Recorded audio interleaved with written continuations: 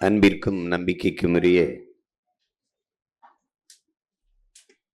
என் உயிரினும் இனிய உடன் பிறந்தார்கள் அனைவருக்கும் என்னுடைய வணக்கம்.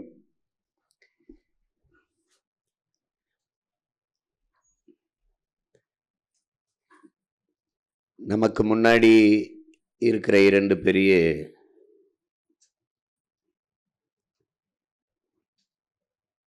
செயல் திட்டம், வேலை திட்டம் என்பது ஒன்று மாநாடு,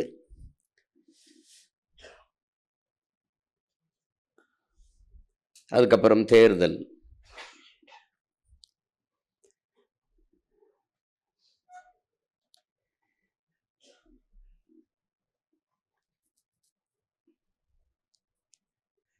அதை எப்படி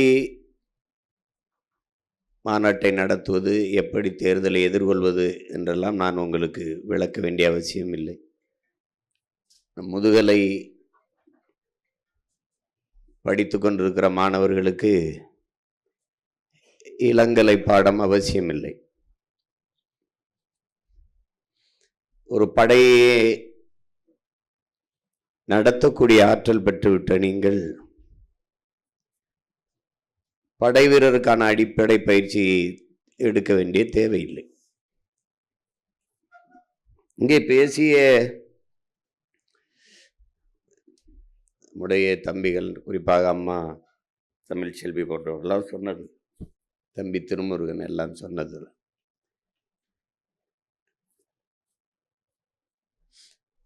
நமக்குள்ள இப்போ இருக்கிற இந்த சிக்கல், நாம் பெரியவன் நீ பெரியவன்ங்கிறது இந்த தமிழ் சமூகத்தில் இருக்கிற ஒரு அது நம் பரம்பரை நோய். அதை நீங்கள் எனக்கு முன்னாடி மிகப்பெரிய மருத்துவர்கள்லாம் இது செய்து தோற்றுருக்கார்கள். இதில் இந்த மருத்துவத்து அதில் வென்றது அப்படின்னா நம்மளுடைய பெரிய மருத்துவர் மட்டும்தான் வென்றிருக்காரு, மற்ற யார் வெல்லலை. இப்போ இதில் இந்த சமூகம் எப்படி எங்கேயோ ஒரு சாபத்தை பெற்றிருக்குது. அது எங்கேன்னு தெரியல, எனக்கு தெரியல. இது என்ன அப்படி பார்த்தாலும் நம்ம முன்னோர்கள் யாரையும் அடிமைப்படுத்தி ஆண்டார்களுங்கிற செய்தி கூட நமக்கு இல்லை. நம்ம யாரையும் கொடுமைப்படுத்தணும், அடிமைப்படுத்தணும் இல்லை. தமிழ் பேசுனா நாக்கு அறுத்துருக்காங்க, சோதனை சாவடி வச்சுருக்காங்க, இந்த பகுதிகளெல்லாம் இந்த சாதி நுழையக்கூடாதுன்னு அப்படிலாம் நம்மளை ஆட்சி செஞ்சுருக்காங்க. உங்களுக்கு தெரியும் தானே.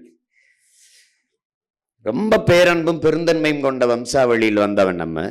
அதுவும் உங்களுக்கு வரலாற்றை வாய்ச்சு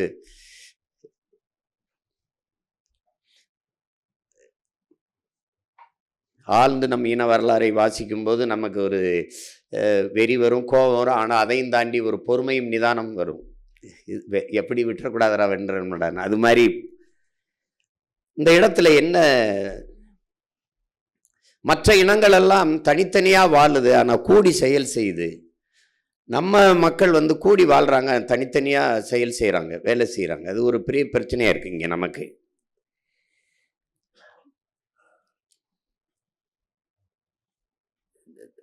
எனக்கு கிடைக்காதது அவனுக்கு, எனக்கு கிடைக்கலனாலும் பரவாயில்ல அவனுக்கு கிடைக்கணும் அப்படிங்கிற எண்ணம் இல்லாமல், எனக்கு கிடைக்காதது எவனுக்கும் கிடைக்கக்கூடாது அப்படிங்கிற ஒரு எண்ணத்தில் இந்த சமூகம் உருவாயிருச்சு.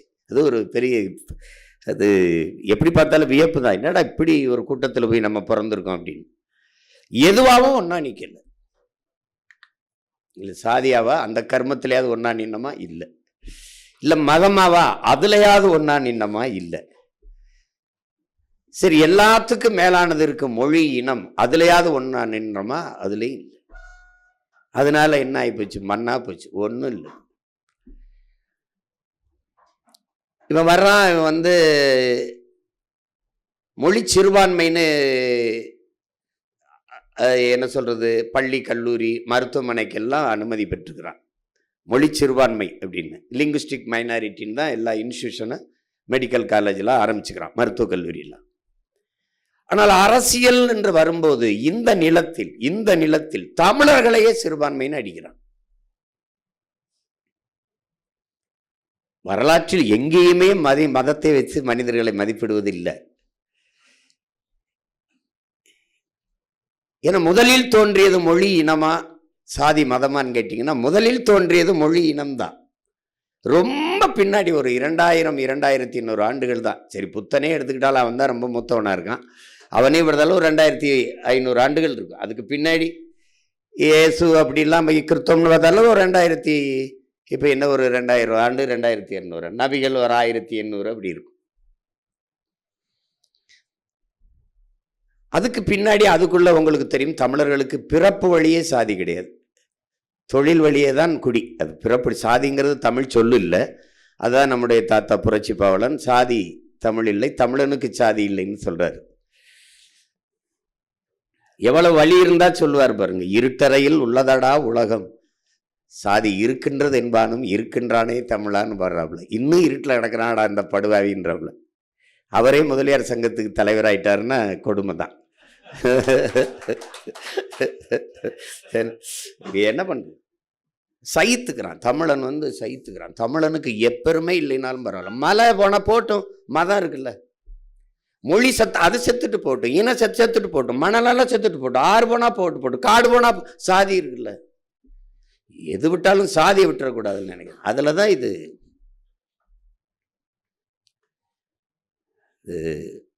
அதனால இந்த ஓர்மைப்படுத்த முடியல. சரி, வன்னியராவது ஒன்னா நின்னமா இல்லை, சரி பறையராவது ஒன்னா நின்னமா இல்லை, சரி முக்குளத்தோர்னாவது ஒன்னா நின்னமா அதில் இல்லை.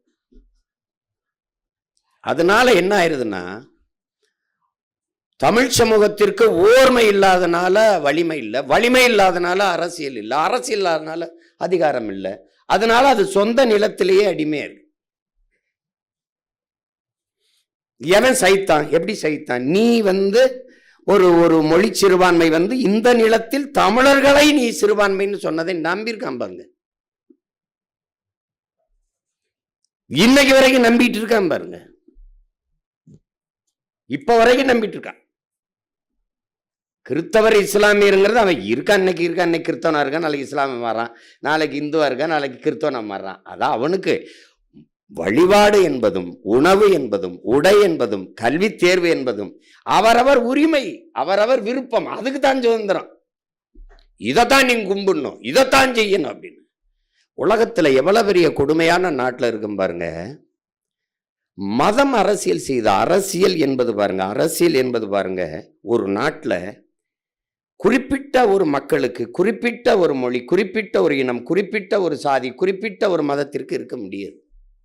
ஒரு நாட்டின் அதிகாரம் என்பது அந்த நாட்டுக்கானது என்றால் மக்களுக்கு மட்டுமானது அல்ல, அந்த நாட்டில் இருக்கிற மற்ற உயிரினங்கள், மரம், செடி, கொடி, ஆறு, அருவி, புல்லு, பூண்டு, ஈ, எறும்பு எல்லாவற்றுக்குமான அரசியல் பாதுகாப்பு தான் நாட்டின் பாதுகாப்பு.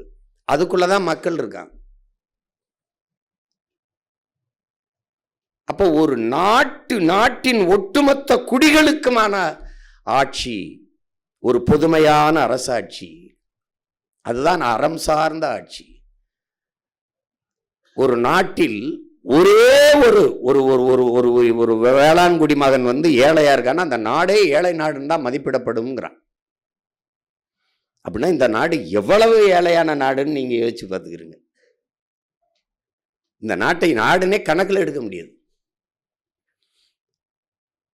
அப்படிப்பட்ட ஒரு ஆட்சி முறை இங்க நடக்குது. மதம் அரசியல் செய்து கொண்டிருக்கு, மதம் அரசாண்டுகிட்டு இருக்கு. காந்தியே சொல்றாரு, மதத்திற்கும் அரசுக்கும் 1000 கிலோமீட்டர் தூரம் இருக்கணும், அது வரவே கூடாது. அது ஒரு நாடு இந்த மதம் சார்ந்தவன் தான் வாழ வேண்டும் என்று எண்ணுது. ஒரு நாடு மக்கள் வாழக்கூடிய நாடா இருக்கணும். இந்த மதம் வாழக்கூடிய நாடா மாத்த நினைக்குது. அப்படி ஒரு அரசியல் போகுது. என் சாதி நல்லா இருக்கணும், என் சாதி நல்லா இருக்கணும்னு கூடி சாதியிலே, இந்த நாட்டில் சாதியிலே இல்லாதவன்கிட்ட அதிகாரத்தை கொடுத்துட்டு மண்டிட்டு நிக்குது. அததான் ஐயா சொல்றாப்புல, எல்லா சிறுத்தையும் இருக்கு, இந்த சிறுத்தை இப்படி இருக்குன்னு சொல்றது. என்னை கொண்டு அங்கே நிறுத்திட்டீல்னு அவருக்கு ஞாபகப்படுத்துங்க. அவர் பெரிய புலிங்கிறத ஞாபகப்படுத்துறோம் அவருக்கு.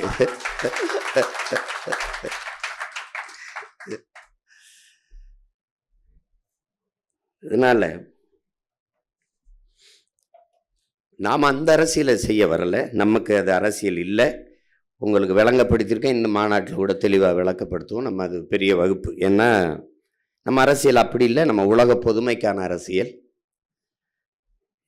உலகத்தில் இங்கே கன்னடர்கள் அவர்களுக்கு அரசியல் செய்வார்கள், தெலுங்கர்கள் அவர்களுக்கு செய்வார்கள், மலையாளிகள் அரசியல் அவர்களுக்கு செய்வார்கள். நம்ம நிலத்தில் தமிழர்கள் அவர்கள் எல்லோருக்கும் சேர்த்து செய்வோம். தமிழர்கள் நாம் எல்லாருக்குமான அரசியலை செய்வோம். ஏனால் நாம் மாநில நேயர்கள் அல்ல, உயிர்மை நேயர்கள், உலகை நேசிப்பவர்கள். அதனால்தான் கம்பன், கபிலன், இளங்கோ, வள்ளுவன் எல்லாம் உலகு உலகு உலகு என்று தழுவி பாடுகிறார். தமிழ் ஊரும் நல்லுலகன்னு தான் பாருங்க, அப்படிதான் பாடுறான். அகர முதல எழுத்தெல்லாம் ஆதி பகவன் முதற்றே உலகு என்றுதான் பாடுவான். யாதும் ஊரே ஆவரும் கேளீர், இந்த உலகமெல்லாம் எனது ஊர்தான், வாழும் ஒவ்வொரு மானுடமும் என் உறவினன் என்று பாடுகிறது தமிழ்தான் பாடும். தமிழ்தான் பாடும். தமிழ் ஏன் அவள் பேரன்பின் தாய். அவளுக்கு ஒருதான், அவளுக்கு பகைக்கு தெரியாது, ஆனால் பகை வந்தால் அதை மிச்சம் வைக்க தெரியாது. அதுதான் அவள்கிட்ட இருக்கிற ஒரு. ஏன்னால் தமிழன் அறம் சார்ந்து வாழ்ந்து நின்ற மறவன். அவனுக்கு மானம், வீரம், அறம் மூன்றும் உயிர் என்று வாழ்ந்த ஒரு இனக்கூட்டம் அது. இது மூணு இப்ப இருக்குதான்னு கேட்கக்கூடாது. அதெல்லாம் இப்ப இருக்குதுன்னா, நான் என்னுடைய சீமான் என்கிற ஒரு தனி மனிதன், நான் பிரபாகரன் என்ற பெருந்தலைவனை ஏற்றுக்கொண்ட அவன் மகன், என்னுடைய ஆள் மனதிலிருந்து மனச்சான்று வழியா பேசுறேன். நான் இந்த நிலத்தில் நடந்து கொண்டிருக்கிற, நிலவி கொண்டிருக்கிற அரசியலை அறவே வெறுக்கிறேன், அருவருக்கிறேன். இதை முற்றுமுழுதா கொளுத்திட்டு வேற ஒரு அரசியலை கட்டமைக்கணும்னு நினைக்கிறேன். அதனால இந்த இடத்துல அவனோட சேரு இவனோட சேரு கூட்டணி, என் தம்பிட்டு கூட முரளிகிட்ட சொல்லி அனுப்பலாம், பாலமுரளிட்ட. கூட்டணி கிடையாது, இங்க சீட்டணி நோட்டணி தான். என்ன கூட்டணி? கூட்டணினா என்னது? எதுல கூட்டு? எதுல கூட்டு? யார் யாரோட கூட்டு? எவன் கச்சத்தீவை எடுத்து கொடுத்தானோ அவனோட கூட்டு. யாரு? மீட்க போராடுவேங்கிறவன். எவன் இந்தியை திணித்தானோ அவனோடு கூட்டு. யாரு? எதிர்த்து போராடியவன். மாநில சுயாட்சி பேசியவன், மாநில சுயாட்சியை மறுப்பவன், மாநில உரிமையை பறிப்பவனோட கூட்டு. எப்படி கூட்டு? எப்படி? கச்சத்தீவை திருப்பி எடு. இந்த கட்சி, திராவிட கட்சி, மாநில கட்சிகள் கொடுத்ததுதான், திருப்பி எடுக்க வேண்டும் என்ற பேச்சுக்கு இடமில்லை. அவனோடு கூட்டு. எப்படி? நீட்டு, அதை விலக்களிக்க வேண்டும், இவன் கூட்டு. நீட்டை நீட்டியவனோட கூட்டு. இது எப்படிப்பட்ட கூட்டு? ஒரு மாநில உரிமை, அதுல மிக முதன்மையானது நீர் உரிமை. அந்த உரிமை, என் மாநில நிலத்தின் வளத்தின் எல்லாத்தையும் நீ பகிர்ந்துகிற. நறுமணம் பெட்ரோலோ, மீத்தேன் ஈத்தேனோ, அல்லது அணு உலையில் வர்ற மின்சாரமோ, பழுப்பு நிலக்கரியில் வர்ற மின்சாரமோ எல்லாம் பகிர்ந்துக்கிறீங்க. நான் பொதுமையில் இருக்கேன், இந்தியனா இருக்கேன். ஆனால் அவரவர் நீர்வளம் அவரவருக்கு என்று அங்கங்க நின்னுகிற நீ. கர்நாடகா ஒன்னி நின்னுகிற, முல்லை பெரியார்ல நின்னுகிறான். இவன் முல்லை பெரியாற்று நதிநீர் உரிமையை காப்பாற்ற நம்ம போராடிட்டு இருக்கோம், அவன் ஈவேரா பெரியாரை காப்பாற்ற போராடிட்டு இருக்கான். அது ஒரு கூட்டம் கிடக்குது. ஆனா பகுத்தறிவுங்கிற சொல்லு எவ்வளவு கேவலமானதா ஆயிடுச்சு இவங்கள்ட்ட மாட்டிக்கிட்டுங்கிறது இப்பதான் பாக்குறவங்க. இந்த பெண்ணிய உரிமை, பெண்ணிய விடுதலை எல்லாம். ஆனால் எழுதி வை இந்த நிலத்தில் இவங்க பேசுற இந்த வெட்டு பெண்ணிய உரிமை பிரபாகர மகன் செருப்பாலே அடித்து தகர்க்கல. நீ பார்த்தே இரு, அவன் பேசிக்கிட்டே இருப்பான், நாங்க செஞ்சுக்கிட்டே இருப்போம். எங்க ஊர்ல திண்ணையில பேசிட்டு இருப்பாங்க, 4-5 பேர் உட்காந்து வெட்டி பேச்சா பேசி.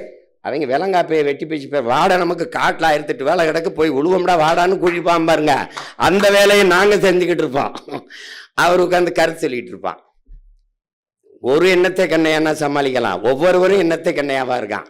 எண்ணத்தை போய் எண்ணத்தை அது. அதனால ஆழ்ந்து பார்க்கும்போது இது கொஞ்சம் வலியானது தான். இவங்க இதோட கூட்டு. இவன் ஊழல் செய்து விட்டாருன்னு கைது பண்ணி உள்ள போடுவான். நல்லா கவனிக்கிறீங்களா? அவன் நடவடிக்கை எடுப்பான். கடைசியா ஊழல் செய்த கட்சியோட அவன் கூட்டணி வைப்பான், இவனும் மானம் கட்டு போய் அவனோட கூட்டணி வைப்பான். இப்படி ஒரு கூட்டணி, இதுக்கு பேரு கூட்டணி. இதுல எந்த கூட்டணி வெல்லும் என்ற விவாதம் வேற. வாக்குக்கு காசு கொடுத்து வாக்கை வாங்கிவிட முடியும் என்கிற ஒரு அமைப்பு எவ்வளவு அருவருக்கத்தக்கது, எவ்வளவு அருவருக்கத்தக்கது. அப்ப வாக்குக்கு காசு கொடுத்தால் வாக்கை வாங்கி கொள்ளலாம் என்கிற நிலை இருக்கும் போதே மக்களுக்கு சேவை சேவை என்ற சொல் செத்துருது. அந்த நாட்டில் உண்மை, நேர்மை, எளிமை, தூய்மை என்கிற நிர்வாகம் என்பது கனவிலும் இருக்காது. என்ன காமராஜ் 9 வருஷம் நம்ம தாத்தன் இருந்தான், அவங்க காலத்துல அது சிறப்பு. இன்னைக்கு அவங்க பேரம்பிள்ளை காலத்துல நமக்கு 5 ஆண்டு 10 ஆண்டு இருந்தா உலகத்தின் தலை சிறந்த நாடா நம்ம மாற்றி படைக்க முடியும்.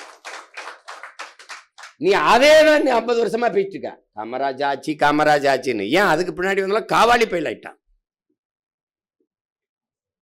உங்களுக்கு புரியுதா? அவனுக்கு இங்க நல்ல நோக்கம் இருக்கணும். அறிவு, கல்வி அதெல்லாம் ஒரு அதில் அவ்வளோ படிச்சிருக்காரு இவ்வளவு அதெல்லாம் இல்லை. நோக்கம் இருக்கா, உயர்ந்த எண்ணம் இருக்கா?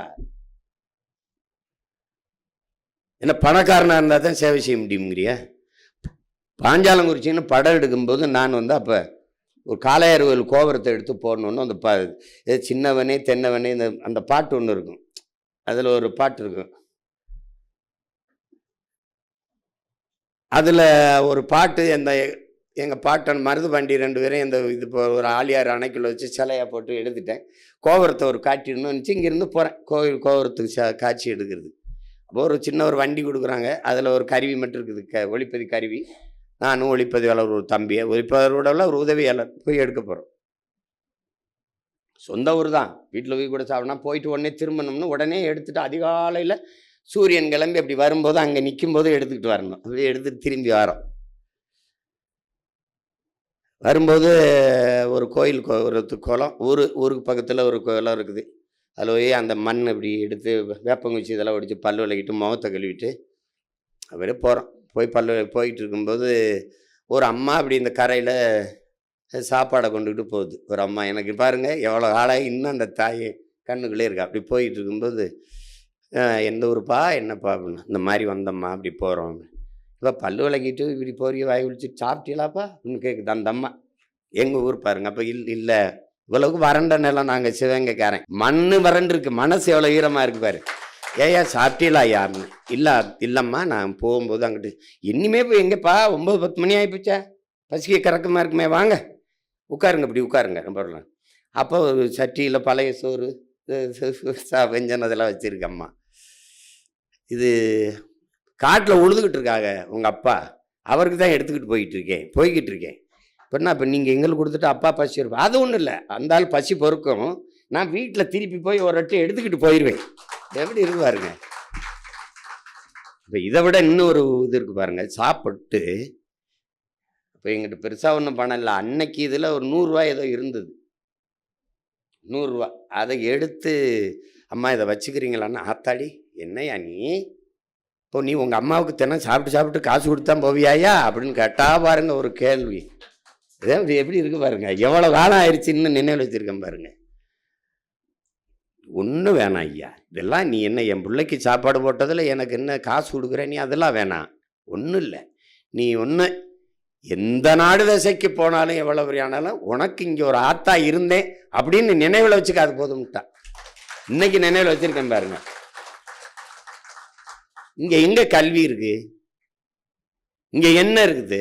அவள்கிட்ட ஒரு அறம் இருக்குது, இரக்கம் இருக்குது, கருணை இருக்குது, அன்பு இருக்குது, நல்லது செய்யணும்னு அந்த எண்ணம் இருக்கிறவன்ட்ட நாடு இருந்தா நாடு சரியாயிடும்.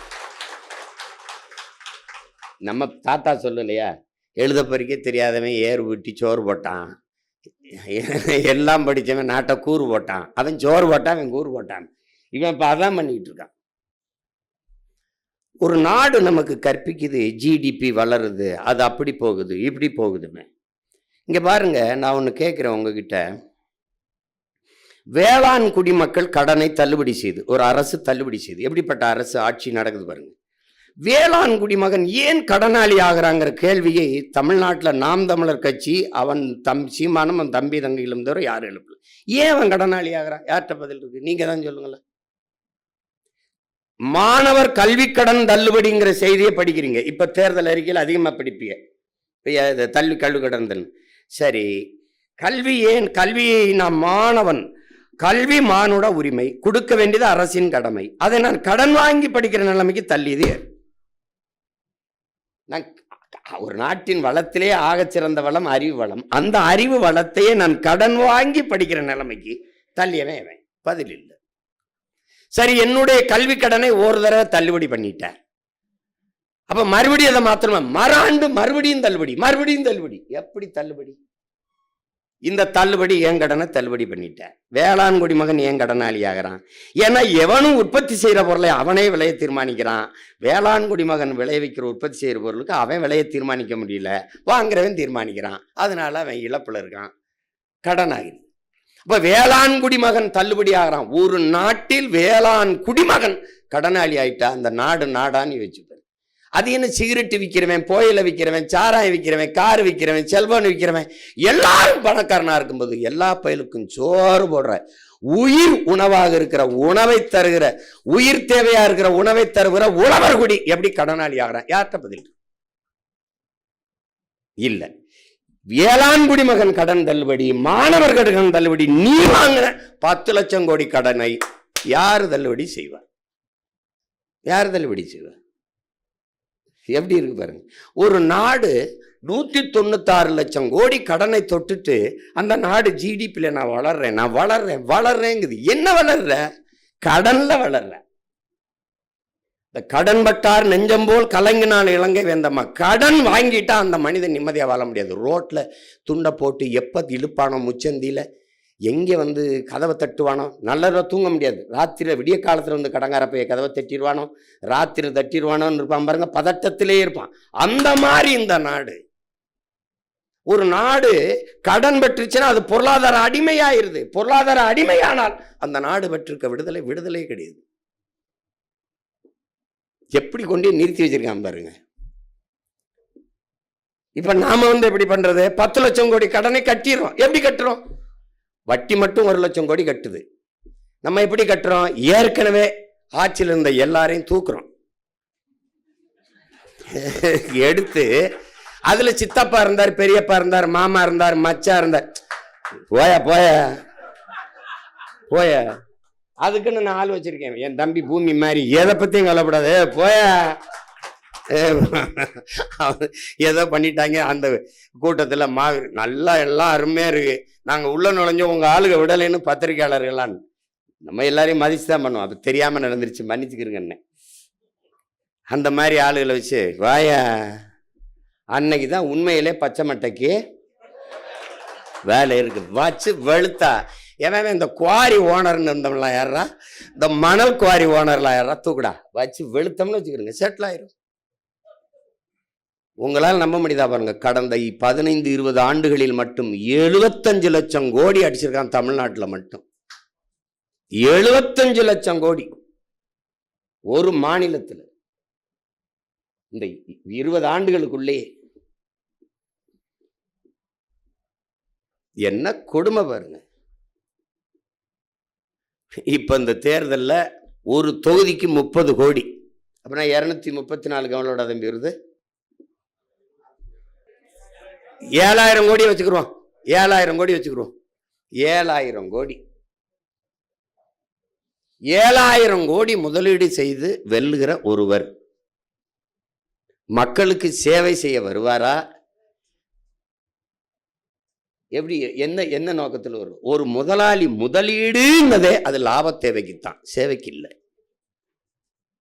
யாருமே செய்ய மாட்டாங்க. அது உலகத்தில் அது இயல்புக்கு மாறானது. அப்படி ஒருத்தனும் இல்லைங்க. அது அந்த மாதிரி. இப்ப நம்ம எதுக்கு நிக்கிறோம் உங்களுக்கு தெரியாதில்ல. நீங்க இந்த குரலை தென்னரசு கூட சொன்னாரு போட்டதுன்ட்டு. அந்த காயங்களை நம்ம மறந்துடக்கூடாதுங்கிறதுல நீங்க முதல்ல யாருன்னு முதல்ல தெரிஞ்சுக்கிட்டு களத்துல நிக்கணும். இங்க பேசும்போதெல்லாம் தொண்டனுங்கிற வார்த்தை இந்த கட்சியில் கிடையாது. இங்கே தலைவன் கிடையாது. இப்போ நீங்கள் சொல்கிறீங்க சீமான்கிறவன் இருப்பாமல் போயிடுவான். தனி மனிதனை தலைமையே இருக்கிற முறையை ஒழிக்கணும். உயர்ந்த தத்துவத்தை தலைமையே இருக்கிறத கற்றுக்கணும். ஏன்னா லீ குவான் யூ இல்லை, அதே சிங்கப்பூர் தான். ஏன்னா அவன் வச்ச கட்டமைப்பு தத்துவம் இருக்கு. சேகுவாரா சொல்றான், ஒருவன் மரணித்து போவதாலேயே அவன் முன்வைத்த முழக்கங்களும் அவன் கொண்டிருந்த நோக்கமும் அவனுடைய செயல்பாடும் மரணித்து போவது இல்லை. அது இருக்குது. அப்ப அது வழி நடத்தும். அதுதான் அப்படி. இப்ப என் தலைவன் என்னோட இல்லை, ஆனால் முன்வைத்த தத்துவம் நம்மோடு இருக்கு, வழி நடத்துது.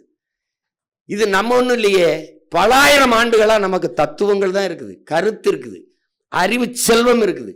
அது செயல்படுத்தால் இல்லை. குடிதளி கோலோச்சும் மாநில மன்னன் அடிதொழி நிற்கும் உலகை தாண்டி தத்துவம் இல்லை. எங்கள் திருநாட்டில் எங்கள் நல்லாட்சி என்கிறான். எங்கள் திருநாட்டில் எங்கள் ஆட்சி, என் நாட்டில் என் ஆட்சி அப்படி சொல்ல வேண்டியதானவே. எங்கள் திருநாடு, அதில் எங்கள் நல்லாட்சிங்கிறான். புரியுதா உங்களுக்கு? அதை சொல்றதை நீங்க கவனிக்கணும். ஆங்கிலம் ஒன்றே கற்றார், அதற்கு ஆக்கையோடு ஆவியும் விற்றார், அவர்களே தாங்களே அந்நியரானார். நாடு விடுதலை அடைகிறதுக்கு முன்னாடி ஒருத்தன் பாடுறான், இவங்கெல்லாம் வந்து ஆங்கிலம் படிங்கிறாங்க, படிச்சு இப்போ ஆங்கிலத்தில் மோகம் கொண்டு படிக்கிறீங்களா, அந்த காலத்திலே இந்த வேலையை செய்ய தொடங்குறாங்கன்னு நினைச்சு பாடியிருக்கான் ஒருத்தன் காலஞானத்தில். ஆங்கிலம் ஒன்றையே கற்றார், அதற்கு ஆக்கையோடு ஆவியும் விற்றார், தாங்களே அந்நியரானார். ஒரு வார்த்தையை போடுறான் பாருங்க, செல்ல தமிழின் தொடர்வற்று போனாருங்கிறான் பாருங்க. ஏன் தமிழின் தொடர்வற்று போகணும்னு சொல்லவே, செல்ல தமிழின் செல்ல தமிழடா அப்படின்னு. அது மாதிரி எங்கள் திருநாட்டில் எங்கள் நல்லாட்சிங்கிற ஆட்சி அப்படின்னு சொல்லலவன். அதை நிறுவுறதுக்கு நிக்கிறோங்கிறத நீங்க கவனத்தில் வச்சுக்கணும். நீங்க எல்லாரும் பன்னெடுங்காலமாக அடிமைப்பட்டு கிடக்கிற தமிழர் என்கிற தேசிய இனத்தின் விடுதலைக்கு நிற்கிற ஒரு அரசியல் படையில் வீரர்கள், இராணுவ வீரர்கள். நீங்கள் சீருடை அணியவில்லை, கருவி ஏந்தவில்லை, மாறாக அறிவாயுதம் என்கிற கருத்தியலை ஏந்தி நிற்கிறீர்கள். ஒரு அடிமை தேசியனத்தின் விடுதலை படையில், அந்த விடுதலைக்கு போராடுகிற புரட்சிகர அரசியல் படையில் நீங்கள் தளபதிகள். இதில் ஆண் பெண் இந்த பாலியல் வேறுபாடு கிடையாது. நம்முடைய கோட்பாடு இந்த பெண்ணிய உரிமை, பெண்ணிய விடுதலை அதெல்லாம் கிடையாது. அது அந்த வெற்றி சொல்ல முதல்ல ஒழிக்கிறோம். அது ஏதோ ஒரு தனியாக ஒரு வேலை மாதிரியே வச்சுட்டான். உங்களுக்கு இந்த சாதிய ஒழிப்பு பேசுறான் பாத்தியா, அவனை ஒழிச்சுனா சாதி ஒழிஞ்சிடும். இவன் இந்த சாதி ஒழிப்பு பேசுற எல்லா அயோக்கிய பயலுக்கும் தன் சாதி தவிர பிற சாதி ஒழிக்கிறது, இதான் வேலையே. உண்மையா இல்லையா சொல்லு? அதை ஏண்டா அதை கடக்கணும்டா, கடந்து நடக்கணும்டா. இங்க நின்னுக்கிறது ஐயோ நாத்தம், ஐயோ நாத்தம், ஐயோ நாறுது, ஐயோ நாறுது. கர்மம் பிடிச்சவனை இறங்கி கூட்டி அங்கிட்டு போடு, இல்லை நடந்து அங்கிட்டு போய் தொலை. இங்கே நின்று நாறுதுன்னு பேசிருப்பான். ஒரு புரிதா? இந்த நாத்தம் பிடிச்ச பயிலால தான் நாடு இப்படி. நீங்க செய்யறது என்ன செய்யறதுன்னே தெரியாம, இப்ப நான் வரும்போது என்ன செய்யறதுன்னு தெரியாம வந்தேன். என்ன செய்யறதுன்னு தெரியாம அங்க வண்டியில் ஏறி வரும்போது வரைக்கும் குழப்பம்தான்.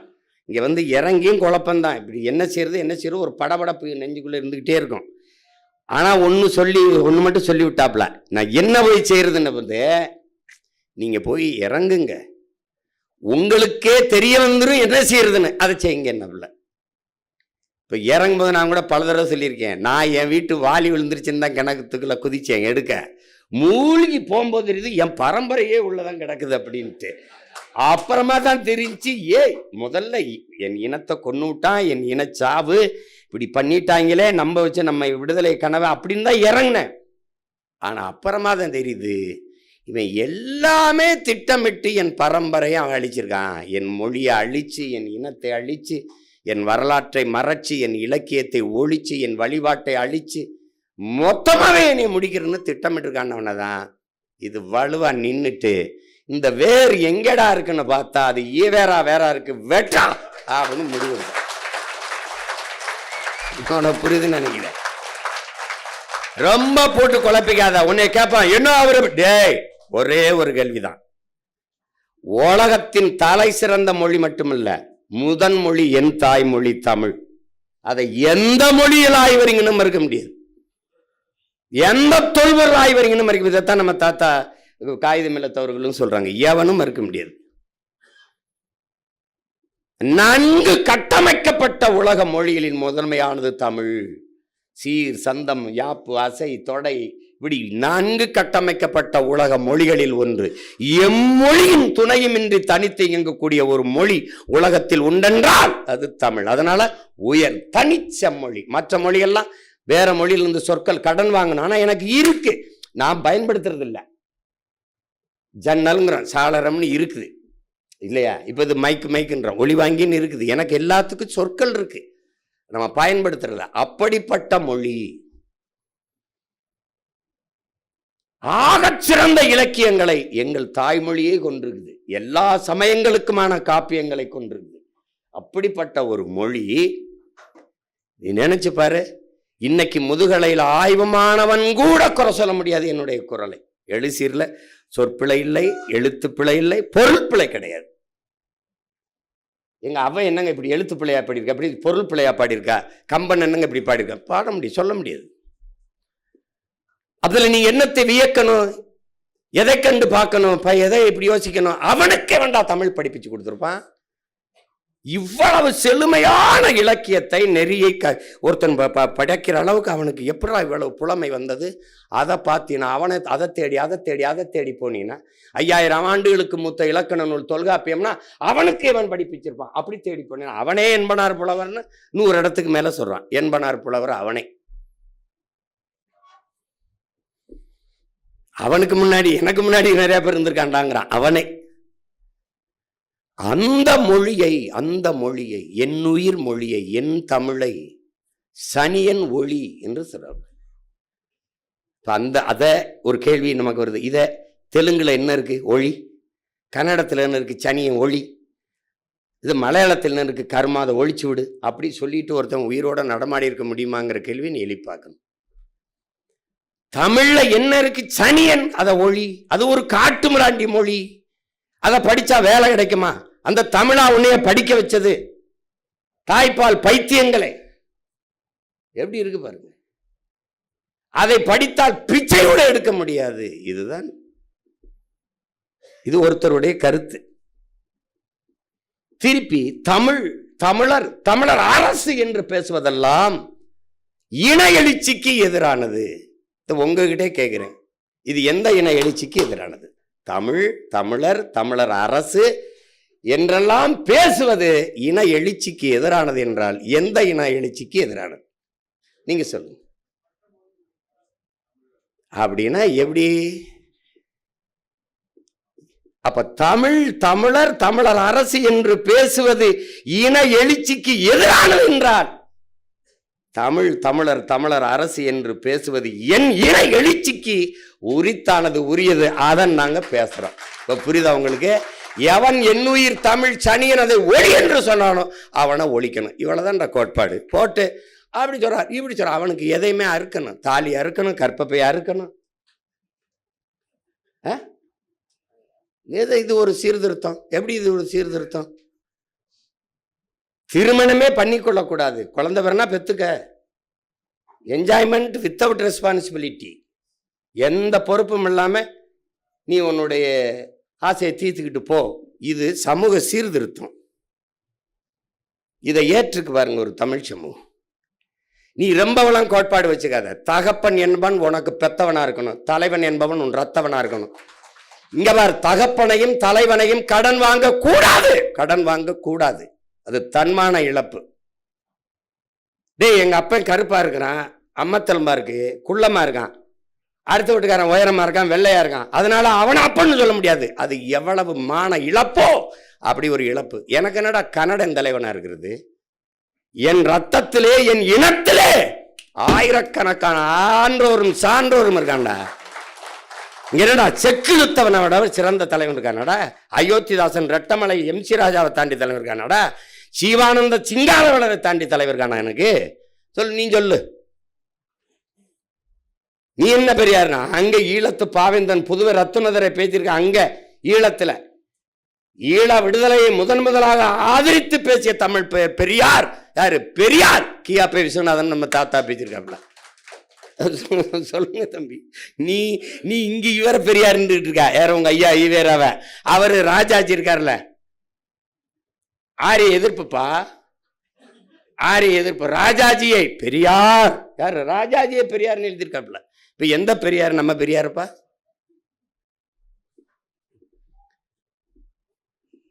அண்ணல் அம்பேத்கர் சொன்னதை தான் நீங்க வச்சுக்கணும். நம் மீது சுமத்தப்பட்ட சாதி இழிவை துடைத்தெறிய போராடாமல் இருப்பதை விட செத்து ஒழிவது மேலானதுன்னாரு. அதே வாசகத்தை திருப்பி போடு. நம் மீது சுமத்தப்பட்ட திராவிட இழிவை, திராவிட தீண்டாமையை துடைத்தெறிய போராடாமல் இருப்பதை விட செத்து ஒழிவதை மேலானது. தன்மானமிக்க ஒவ்வொரு தமிழனும் பிறவி கடமையாக எடுத்து செய்யணும். பேத்தெரியணும்டா. திராவிடம்ங்கிற சொல், திராவிடம்ங்கிற அடையாளமே இருக்கக்கூடாது. இவ்வளவு தூரம் கொண்டு வந்து நிறுத்திட்டான். இவ்வளவு தூரம் விட்டு போயிடும் நினைக்கிறியா நீ? என்ன நம்ம எத்தனை ஆண்டுகளாடா முருகனை கும்பிட்டாங்க. இப்ப எந்த முருகன்டா சிலையா இருக்கு? இப்ப எந்த முருகன் இருக்குது? திருமண அழைப்பிதெல்லாம் நாட்காட்டியா அச்சிடும் போது அண்ணன் வரைஞ்ச முருகன் தான் இருப்பான். அப்படி நிறுவும் போது நம்ம மாற்ற மாட்டோமா? எல்லாத்தையும் மாற்ற மாட்டோமா? என்ன நீ நினைச்சுக்கிட்டு இருக்கா நீ? கர்நாடகாவில் விண்ணூர்தி நிலையத்தை விட்டு வெளியே வந்தா கெம்பே கவுடான் அவன் மன்னனை வச்சிருக்கான். தனியார் விண்ணூர்தி நிலையம் அதானி வச்சிருக்கான் மகாராஷ்டிரால. வெளியில வரும்போது வீர சிவாஜி இருக்கான். நீ சென்னை விண்ணூர்தி நிலையம் வெளியே வரும்போது என் வீர பாட்டி வேலுநாச்சியாரை நிறுத்தி வீரம் வீர மாதா எங்க சொல்லுங்க, என் தமிழ் பரம்பரையின் மான மகள் மான மரத்தி வேலுநாச்சியார் மண் உன்னை வரவேற்குன்னு நிறுத்தி விட்டுருவேன். நீ ஒன்னும் தப்பிக்க முடியாது. நீ இந்த மதுரை விண்ணூர்தி நிலையத்துக்கு வந்து எங்கள் தாத்தா முத்துராமணி தேர் பேரில் ஒரு துவக்கி தருது, தாத்தா இமானுவல் தேரில் வைக்க தருது. 2 பேருக்கும் பொதுவாக ஒரு தெரியும், ஒரு பாண்டியன் ஒரு தெரியும். தலையலங்கானத்து செருவன்ற பாண்டியன் நெடுஞ்செழியன் விண்ணூர்தி நிலையம் ஒருத்தனும் அடிச்சுக்கிற மாட்டான். இவ்வளவுதானே. இவங்க என்னென்ன வேலை பண்ணியிருக்கான்?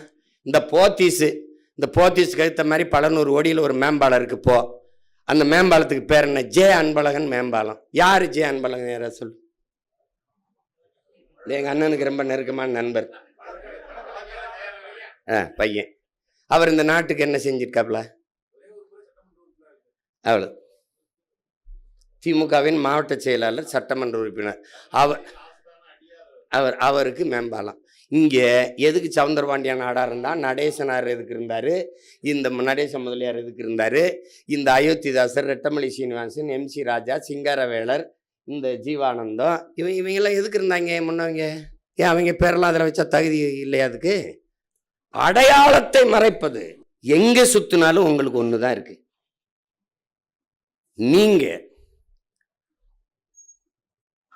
தன்னை முன்னிறுத்திக்கிற முயற்சி பண்ணும்போது மண்ணையும் இனத்தையும் பின்தள்ளுறீங்க.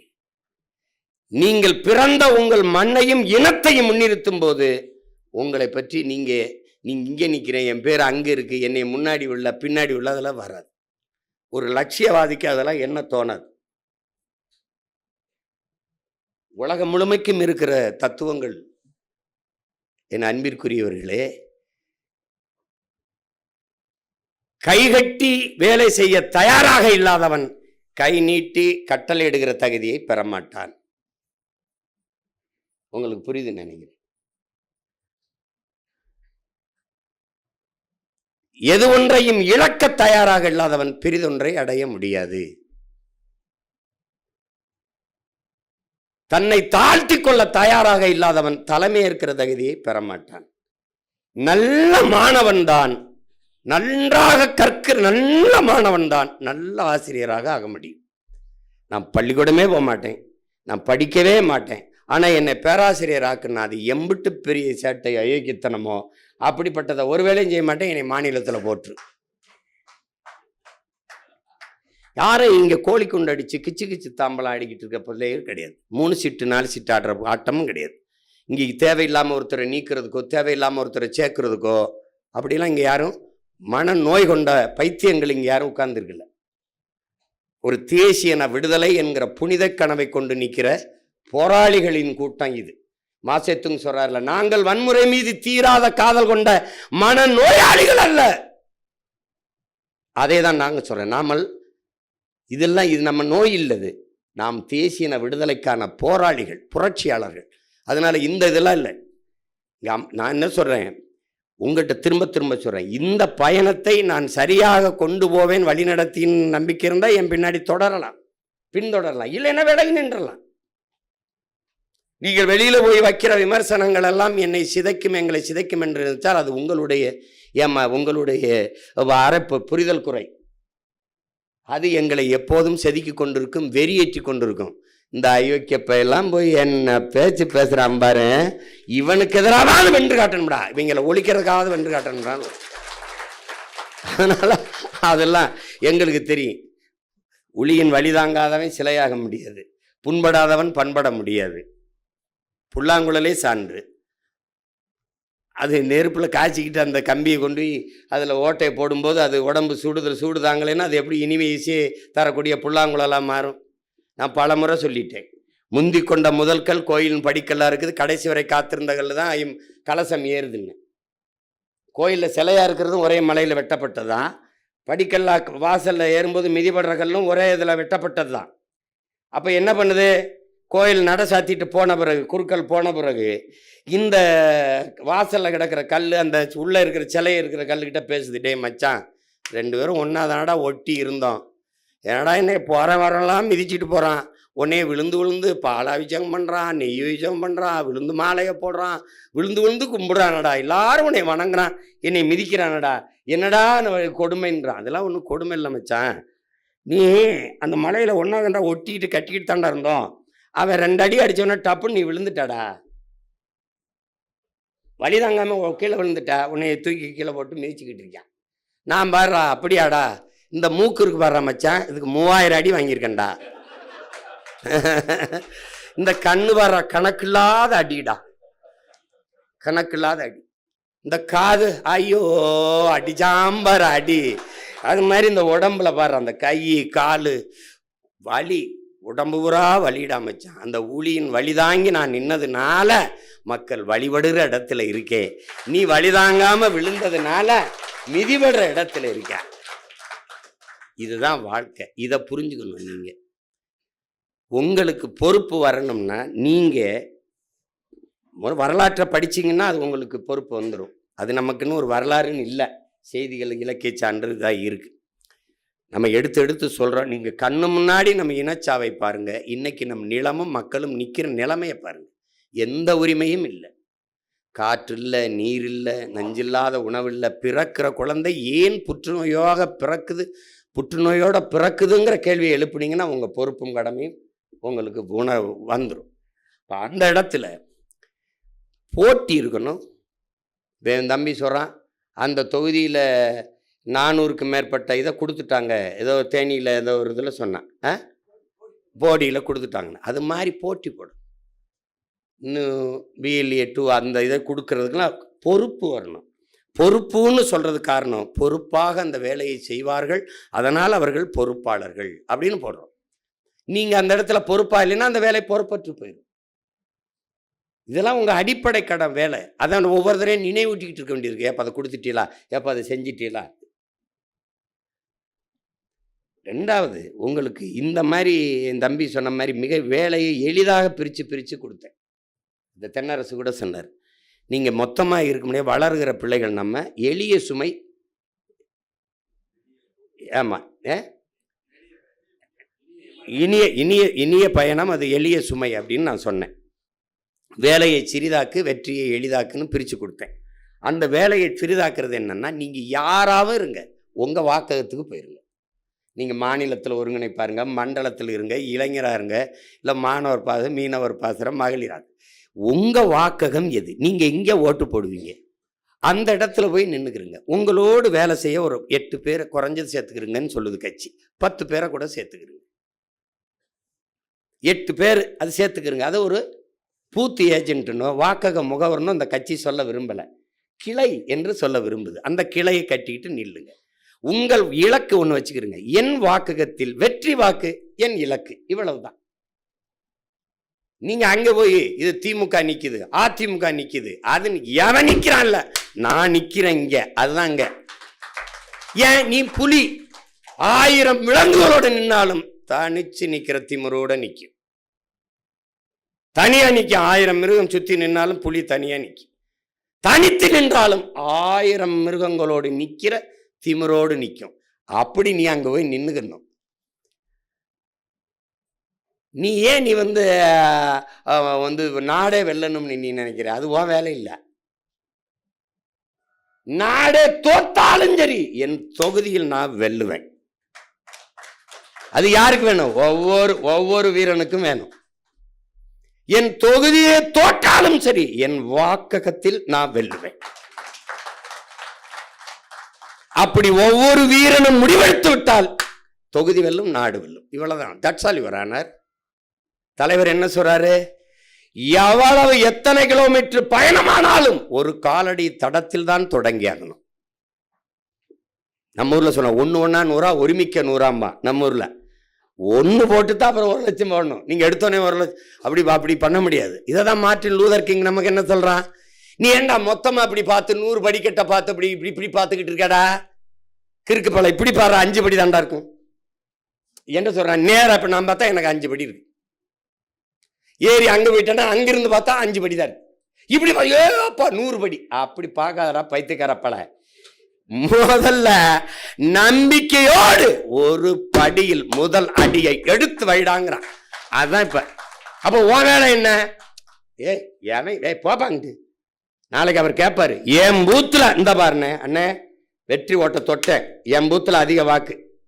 இப்படி ஒவ்வொருத்தனும் காட்டிட்டா நாடு நம்ம கையில. அங்க போய் என்னைய மதிக்கல, என்னை கூப்பிடல, இது ஒருங்கிணையில, அவன் வேலை இவன். அங்கிருந்து ராத்திரியில எனக்கு செய்தி, நாமளே பெரிய செய்தி, நமக்கு ஒரு செய்தி போடுறான் பாருங்க. ஒரு வேலையும் இங்க நடக்கவில்லை. இந்த மாநில ஒருங்கிணைப்பாளர் ஏனென்றே தெரியவில்லை.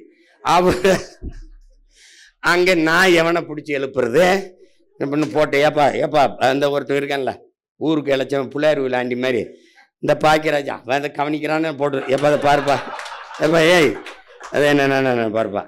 அப்புறம் அந்த பகுதியில் எவனாவது இருக்கான், நம்மளை மாதிரியே பாவப்பட்டவன் 2 பேர் இருப்பான். இந்த பெஞ்சு இந்த பக்கமெல்லாம் பெஞ்சுக்கு தள்ளிடுறது. டே பெஞ்சு இது என்னன்னு பாடுறான், இந்த கட்டு வரேன். ஐயா கொஞ்சம் புரிந்துணர்வோடு நீங்க போட்டி பொறாமை வேணாம்னு நான் சொல்லலை. பொறாமைனா என்ன? ஒருவேளை இவன் அதிக ஓட்டு வாங்கிடுவானோ, அண்ணன்ட்ட நல்ல பேர் வாங்கி போறாம இருக்க, அவனை விடக்கூடாதுன்னு சொல்லக்கூடாது, நாம விட்டுறக்கூடாதுன்னு நினைக்கணும். நீ என்ன நினைக்கிற? அவனை விடக்கூடாது, எப்படியாவது ஒழிச்சு போடணும். சரிதான் என்ன என்னடா அதுதான் உண்மையா? பாருங்க, இதை ஒழிக்கணும். நீங்க புதிதாக இந்த பயணத்தை தொடங்கி வரல. தலைவர் 35 ஆண்டு போராடிருக்காரு. 35 ஆண்டுகள் ஆயுதமேந்தி சரியா 30 ஆண்டுகள். நாம் அதில் 15 ஆண்டுகள் நாம் அறவழியில் போராடிட்டோம். அறிவாயுதம் ஐந்தி அரசியல் களத்தில் தேர்தல் களத்துக்கு 10 ஆண்டுகள் வந்துட்டோம். 16 வந்தோம், இப்போ 26, 10 ஆண்டு நிறைவுறுது. நீங்கள் நினச்சி பாருங்கள், நம்ம வெள்ளலைன்னு நினைக்கிறீங்க. முதல்ல ரெட்டை மெழுகுவர்த்தி ஒன்று கொடுத்தான், அப்புறம் தூக்கிட்டான். அப்புறம் நமக்கு இந்த கை கட்டின இந்த கரும்பு விவசாயியை கொடுத்தான். கண்ணா கிசான், நான் தான் அதை விவசாயின்னு வச்சு கொண்டு போனேன். அப்புறம் திருப்பி அதை தூக்கிட்டான். அப்புறம் மைக்குன்னு ஒன்று கொடுத்தான். மைக்கை நம்ம விட்டோமா? இந்த மைக் உண்மைக்கு, நேர்மைக்கு, வாய்மைக்கு, தூய்மைக்கு, இந்த மைக்குன்னு நம்ம விடலையே. இது பேரறிஞர் அண்ணா பேசிய மைக், மார்ட்டின் லூதர் கிங், இது அறிஞர் சாக்ரட்டிஸ், நம்ம விட்டோமா? அங்க தெய்வ திருமகன் எங்கள் தாத்தா பேசியது, பெருந்தலைவர் காமராஜர் பேசியதுன்னு போட்டு அதில் போட்டு வந்தோம். அதுலேயே அங்கீகாரத்தை பற்றி எந்த சின்னத்தை எடுத்தானோ அதே சின்னத்தை கொடுத்தான். இப்ப அந்த சின்னம் நிலையான ஒரு சின்னமா மாத்திருக்கோம். இது வெற்றி தானேப்பா. அப்புறம் இப்படி சட்டமன்றம் நாடாளுமன்றத்துக்குள்ள போய் செய்ய முடியாததெல்லாம் நம்ம செஞ்சுக்கிட்டு இருக்கோம். இங்க எங்க ஐயா அம்பேத்கராஜன் ஐயா சொன்னாங்க பாருங்க, எவ்வளவா ஆளுமையோட பேசுனாங்க பாருங்க ஐயா, எவ்வளோ அனுபவத்தோட தெளிவாக எடுத்து வச்சாங்க பாருங்க. இன்னைக்கு காட்டுப்பள்ளியில் அந்த கட்டுமானம் அப்படி நிற்குதுன்னா காரணம் நாம் தமிழர் கட்சி தான். திருவொற்றியூரில்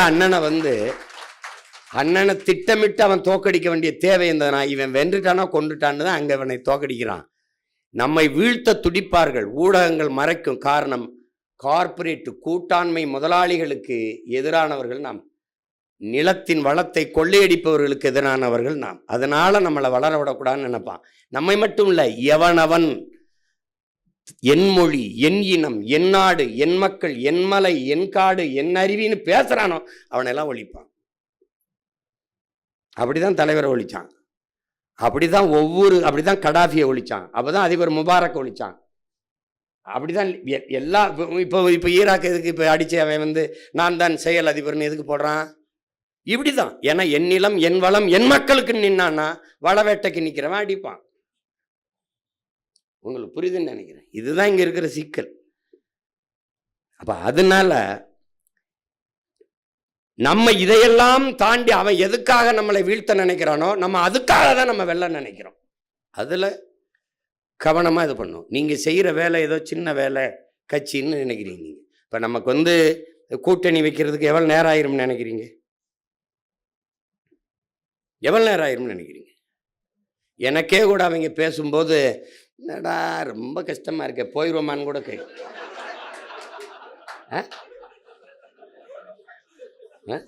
இதெல்லாம் சிரிக்கிறிய பத்தியில உங்களுக்கு தெரியும், நான் போக மாட்டேன். அதாவது என்னன்னா, நம்ம இவ்வளவு இப்ப என் தம்பி இவன் சொல்றான் திருமுருகன், நம்ம பெண்கள்கிட்ட போய் சேர்த்தமா, அவன் தான் சொன்னான்னு நினைக்கிறேன். இது நீங்களா சொல்றீங்க, கொண்டு போய் சேர்த்தமா.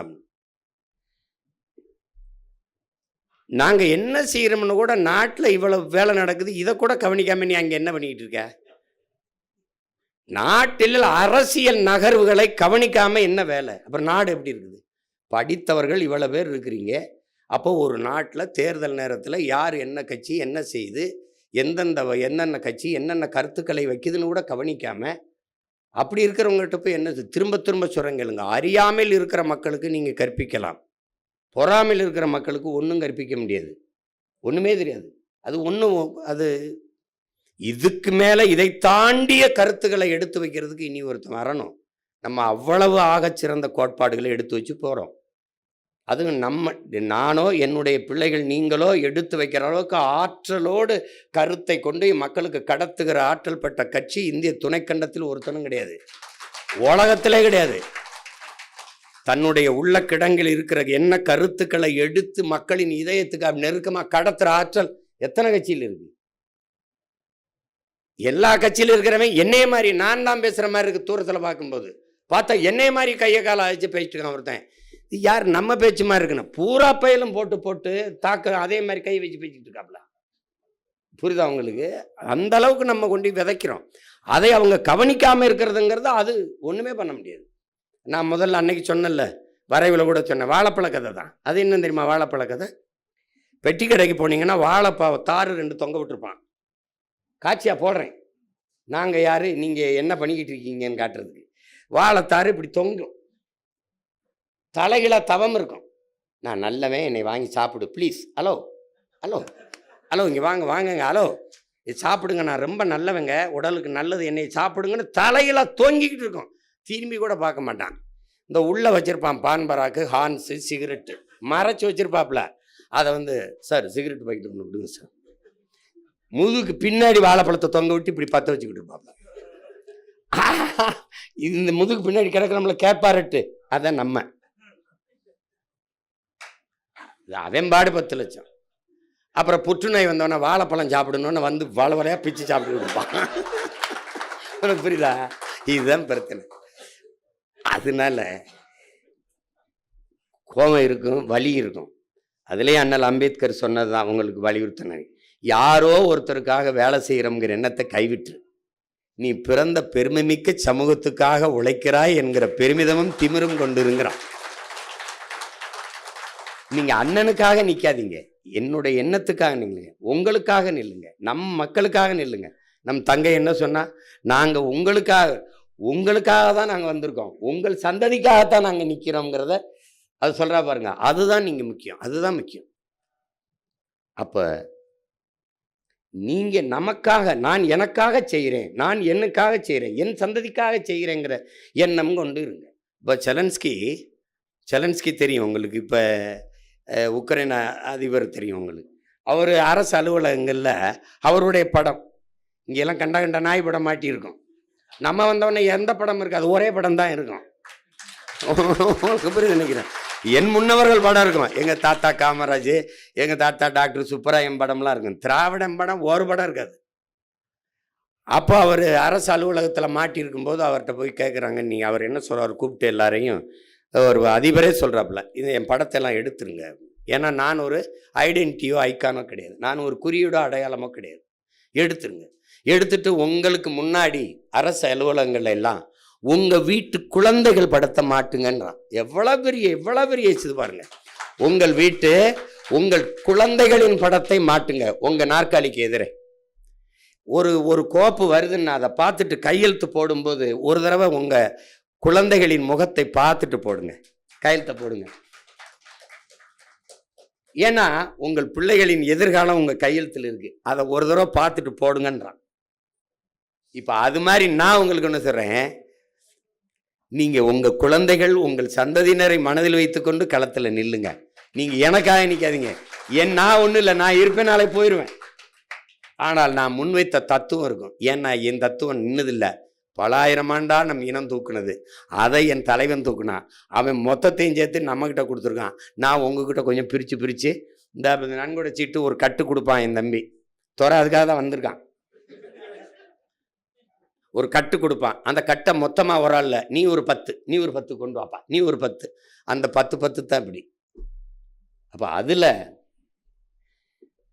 இதை கவனமாக நீங்கள் கையாளணும். இது கடைசி நேரம் வந்துருச்சு. இப்போ ஒவ்வொரு நாளும் நம்ம பாடம் நடத்திட்டு இருக்க முடியாது, மறுபடியும் சந்திக்கிறது அரிதாயிரும். ஏன்னா நீ நேரடியாக நாளைக்கு வேட்பாளர் சந்திப்பு, அப்புறம் மாநாடு, அதுக்கப்புறம் தேர்தல் களம்தான். அதனால் என்னுடைய உணர்வை நான் கூடுமானவரை உங்களுக்கு கடத்திட்டேன், என் கனவை. அது உங்களுக்கு புரியாத யாரும் சின்ன பிள்ளைகளில் கொஞ்சம் பொறுப்புணர்வோடு ஒருங்கிணைந்து கூடி ஒரு முன்னாடி நிற்கிற தலைமைக்கு தாயின் பேரன்பு முக்கியம்.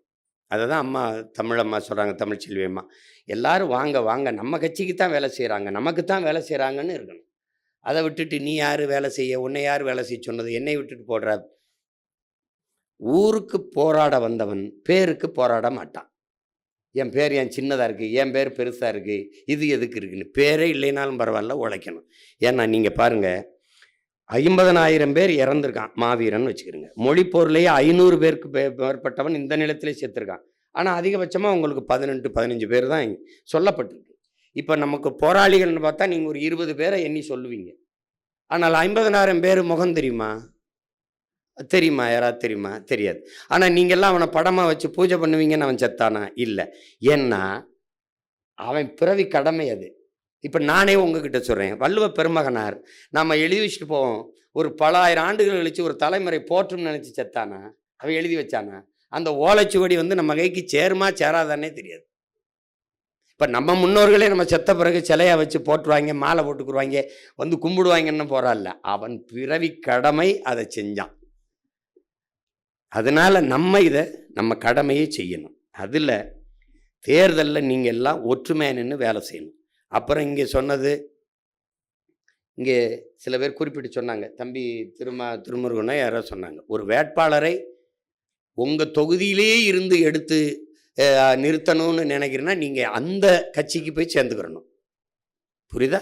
அப்புறம் நீங்கள் ஒரு வேட்பாளரை கொடுப்பீங்க, அந்த வேட்பாளரை நிறுத்தணும் அப்படின்னா நீ 4 பேர் இருந்துக்கிற, நீ ஒரு வேட்பாளரை கொடுப்ப, நீ ஒரு வேட்பாளரை கொடுப்ப, விருப்பம்னு கேட்டு 10,000 ரூபா கட்டுத்தொகை போட்டு அப்படி கட்டு, தொகுதிக்கு எவ்வளோ செலவு பண்ணுவ, கட்சிக்கு எவ்வளோ டொனேஷன் அன்பளிப்பு கொடுப்ப, அப்படி கேட்குற கட்சி கிடையாது இது. உங்களுக்கு புரியுதுன்னு நினைக்கிறேன். இது ஒரு போர். எந்த தளபதியை முன்னிறுத்தினால் போர் சிறப்பாக நடக்கும்னு தளபதி நான் படையை நடத்துகிறவனுக்கு தெரியும், நிறுத்துவேன். நீ போட்டு குழப்பிக்கிற கூடாது.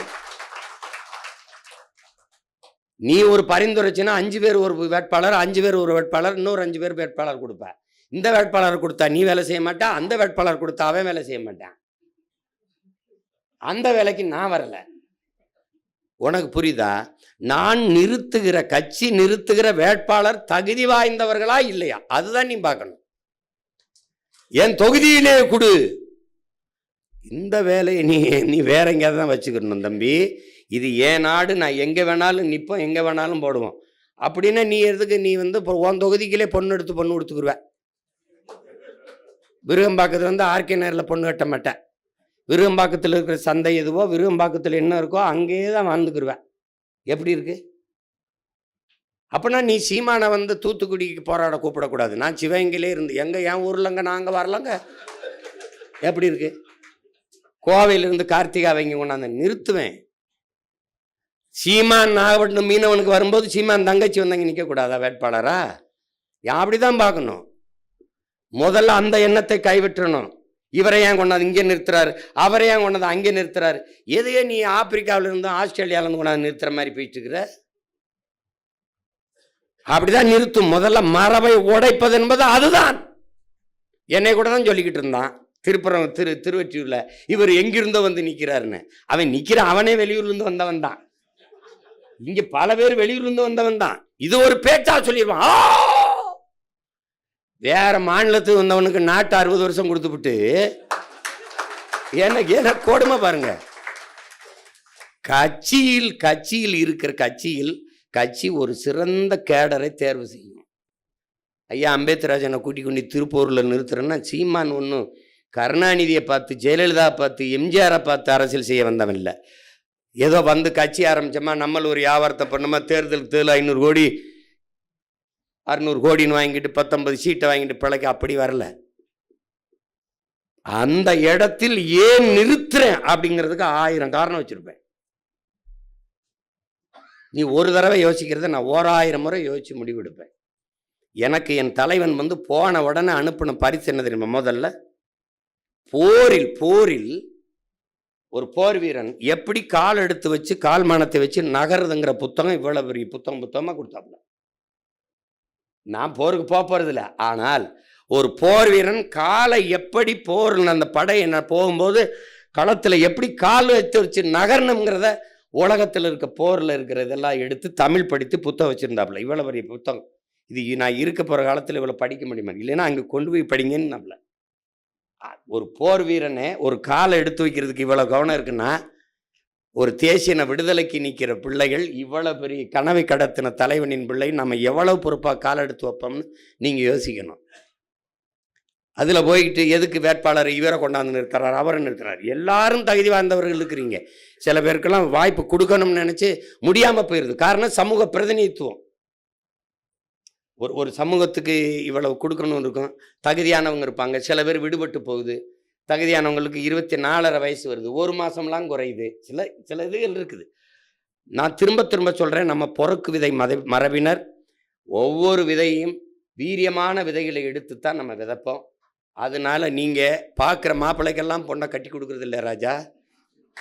அது நல்ல பையனாக இருக்கானா, ஒழுக்கமான பையனா? இல்லை, நல்ல பையன்தான். ராத்திரியானா ஒரு குவார்ட்டரை போடுவான்.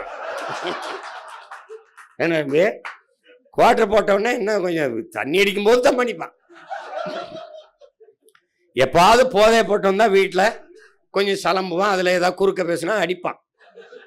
எடுத்தவொடனே தலைமுடியத்தான் பிடிப்பான். பொண்ணா குடிப்பியா? எத்தனை பையன் பார்க்குற? இப்போலாம் இப்போ மேட்ரிமோனிலே பார்த்துக்கிறாங்க. அவன் யாரு என்ன எதுவும் கிடையாது. அதனால நிறுத்துற யாராக இருந்தாலும் அண்ணன் முடிவெடுத்தா சரியா இருக்கும். நம்ம வேலை செய்யணும் அப்படின்னு வேலை செய்யணும். அதுதான் இங்கே முக்கியம். இங்கே சின்ன பிள்ளை விளையாட்டு இல்லையே. இது எத்தனை ஆயிரம் ஆண்டுகளாக சுமந்து வர பாரு. உலக தமிழ் பேரினம் நாம் தமிழர் என்கிற ஒரு கட்சியை நம்பி நிற்கிற நிலைமைக்கு வந்திருக்குதுன்னா, தன் இன உரிமைக்கு இன மீட்சிக்கு அவ எவ்வளோ பெரிய வேலையை நீ செஞ்சுக்கிட்டு இருக்க. யாரை பார்த்தாலும் கடைசி நம்பிக்கை உன்னையே தான் நம்புகிறோங்கிறான். நான் இப்படி திரும்பி உங்களை தான் நான் நம்புகிறேன். நான் குலதெய்வங்களோட முருகனோடவே எனக்கு சண்டை இருக்குடா. நான் பாரு, என் பாட்டை ராஜராஜ சோழனுக்கு எனக்கு, அவனுக்கு அருள்மொழி சோழனுக்கு எனக்கும் சண்டை இருக்கு. அரசேந்திரனே தீட்டி வந்தேன். கடடா நாயே, உனக்கு இதெல்லாம் தேவைதான்டா. உலகம் பூரா போய் வென்றுட்டு குட்டியை சுவர் மாதிரி சாஞ்சி கிடக்குறாப்புல. அவன் அங்கே ஓலக்குறிச்சியில் கிடக்கிறான், அந்த பெருவுடையாருல உடையாளூரில். அவன் இங்கே என் தாத்தை ஒருத்தருக்கு என் பாட்டேன் இந்த வாவுசி, அவன் சிலைக்கு மாலை போட போனேன், சிலை விழுந்துரும் ஏறாதங்கிட்டான். இந்த கண்ட நாய் கருமாந்திரம் முடிச்சவெல்லாம் தெரு நிற்கிறான். என் பாட்டேன் அவன் எவ்வளோ பெரிய ஈகத்தை இந்த நாட்டு விடுதலைக்கு செஞ்சவன், அவனுக்கு ஒரு சிலை கிடையாது எனக்கு மாலை போடுறதுக்கு. அப்போ மனசுக்குள்ள ஒரு வெறி வரும் பாரு, இரு நான் வென்றுட்டு வந்து உனக்கு வச்சுட்டு தான் அப்புறம் சிலையை வச்சுட்டு தான் மாலை போடுவேன். அந்த மாதிரி பல பேரோட இருக்கு. முருகனுக்கே எனக்குமே சண்டை இருக்குல்ல. அப்படி போகும்போது முருகா அப்படின்னு பக்தி திருமுத்து திரு பாடும்போது தான் உள்ள போறது. ஆனால் நம்ம கோபத்தோடு போகும்போது அவரே சொல்லிடுறாப்புல, நாங்கள் தமிழில் ஓதுறோம், தமிழில் ஓதுறோன்னு வரலைனாலும் பார்த்தாது படிக்கிறாப்புல. வள்ளியின் மணாலனை கந்தனை கடம்பனை அப்படின்னு பாடுறாப்புல. கொஞ்சம் விட்டு விட்டு படிக்கிறாப்புல, ஆனால் படிக்கிறாப்புல. அது மாதிரி நீங்கள் மிகுந்த பொறுப்பை ஏற்றிருக்கிறீங்க. கவனமாக நீங்கள் வேலை செய்யணும். இந்த தேர்தலை விட்டுறக்கூடாது. நமக்கு முக்கியமான தேர்தல். 5 மணி போட்டி 6 மணி போட்டிம்மா நீங்கள் ஒன்றுங்களைங்க. நமக்கு இங்கே எவனுமே போட்டி கிடையாது. நம்ம எடுத்து வைக்கிற அரசியலுக்கு எவனுமே போட்டி கிடையாது. நம்ம வரும்போது ஐயா விஜயகாந்த் வரும்போது, அம்மா ஜெயலலிதா, ஐயா கருணாநிதி 2 பேர் தான். நாம் வரும்போது மக்கள் நல கூட்டணின்னு ஒன்று இருந்தது. இங்கே திமுக அதிமுக தலைமையில் கூட்டம். ஐயா அன்புமணி தனியாக ஒரு போட்டி, மாற்றம் முன்னேற்றம் அன்புமணின்னு ஐயா அன்புமணி வந்தாங்க. அந்த இடத்துல நம்ம வந்தோம். அப்போ அங்கேயும் நம்ம 5வது தான். அதில் 4.5 லட்சம் 1.1. திருப்பி 19 தேர்தலுக்கு வர்றோம். 19 தானே அங்கே வர்றோம். வரும்போது யார்? எங்கள் அண்ணன் கமலாசன் வந்துட்டாப்புல. அப்புறம் ஐயா டிடிவி வந்துட்டாப்புல. அங்கேயும் நம்ம 5வது தான். கவனிச்சுக்கிட்டீங்களா? அங்கே 17.5 லட்சத்தை வாங்கி ஏறி போகிறோம். 17.5 லட்சம் வாங்கி போகிறோம். 4.5லேருந்து எங்கே போயிடுது? அங்கே போயிடுது. அதுக்கப்புறம் திருப்பி வர்றோம் 21க்கு. இடையில எல்லா இடைத்தேர்தலையும் சண்டை போடுறோம். எது கிடைக்க அடுத்து அடிக்கிறோம். நம்ம நோக்கம் என்ன? வெல்லணும். அப்புறம் 21க்கு வர்றோம். 21ல் என்ன ஆகுது? அண்ணன் ஐயா டிடிவி தலைமையில் ஒரு அம்மா விஜயகாந்த் இவங்க பிரேமலதா அவங்க ஒரு கூட்டணி. இந்த பக்கம் ஐயா ஸ்டாலின் தலைமையில், ஐயா எடப்பாடி தலைமையில் ஒரு கூட்டணி. இந்த பக்கம் மக்கள் நல கூட்டணின்னு ஒன்று, அதானே? இல்லை அண்ணன் கமல்ஹாசன் தலைமையில் ஒரு கூட்டணி. நல்லா கவனிச்சுக்கிறங்க. இப்போ எத்தனாவது இடத்துல நம்ம இருக்கோம்? அதே 5. நம்ம போட்டியில் இருக்க மாட்டோம் தெரியுங்களா? இங்கே பாருங்க, திமுக அதிமுக கமல்ஹாசன் டிடிவி. நம்ம மற்றவை நான் படம் பார்க்க போகும்போது நான் எங்கள் அண்ணன் ரவி என்ன வரல. இன்னைக்கு நாங்கள் வண்டியில் போகும்போது என் நண்பர் ஒருத்தர், எங்கள் மச்சான் அந்த இக்பால் இறந்துட்டாப்புல. டேய் மச்சான், எல்லா படத்துலையும் பார்க்குறேன்டா மச்சான், இந்த மற்றவை மற்றும் பலர் இருக்கான்ல, அவன் எல்லா படத்துலையும் நடிக்கிறான்டா. அவனை அவர் கேட்குறாப்புல, மச்சான் மாற்று. அது மாதிரி இந்த எல்லா படத்துலையும் இருக்க மற்றும் பலர் நம்ம தான் பார்த்துருப்பீன்னு நினைக்கிறேன். மற்றவை மற்றவை மற்றவை அந்த வழியில் அவங்களுக்கே தெரியுது இவங்க அரசியல் வேற, அவங்கள இந்த கேடுகட்ட ஆட்டத்துக்குள்ளே சேர்க்க வேணாம், இந்த கூட்டத்தில் சேர்க்க வேணாம்னு நம்மளை தள்ளி வச்சிடறான். உங்களுக்கு புரியுதுன்னு நினைக்கிறேன். ஏப்பா நீ ஏப்பா நல்லா படித்த உள்ள நாரிமன், நீ ஏப்பா இந்த கூட்டத்தில் வர, நீ போப்பா அங்கிட்டு போப்பா அப்படின்பாங்கல்ல, அதுதான் புரியுதா? அதுதான். இப்போ அதில் இந்த வாட்டி எத்தனை பேர் நின்னாலும் நீங்கள் அதை பற்றி யோசிக்கக்கூடாது. நான் உங்களுக்கு சொல்கிறேன், நாம் நிற்கிறோம், நாம் போட்டிடுறோம், அதுதான் இங்கே முக்கியம். நீங்கள் யார்?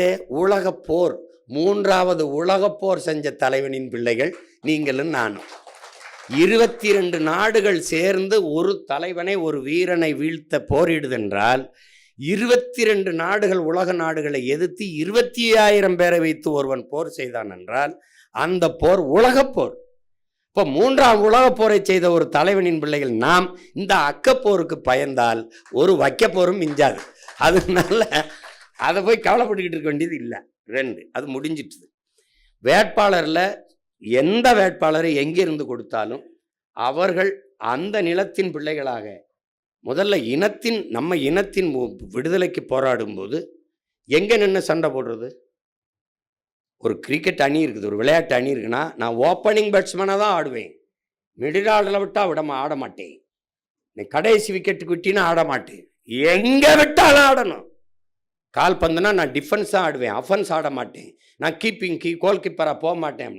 ஒரு விளையாட்டு வீரன் தன் வெற்றிக்காக, தன் அணியின் வெற்றிக்காக எந்த இடத்தில் விட்டாலும் ஆடணும். அவன்தான் தளபதி, அவன்தான் வீரன்.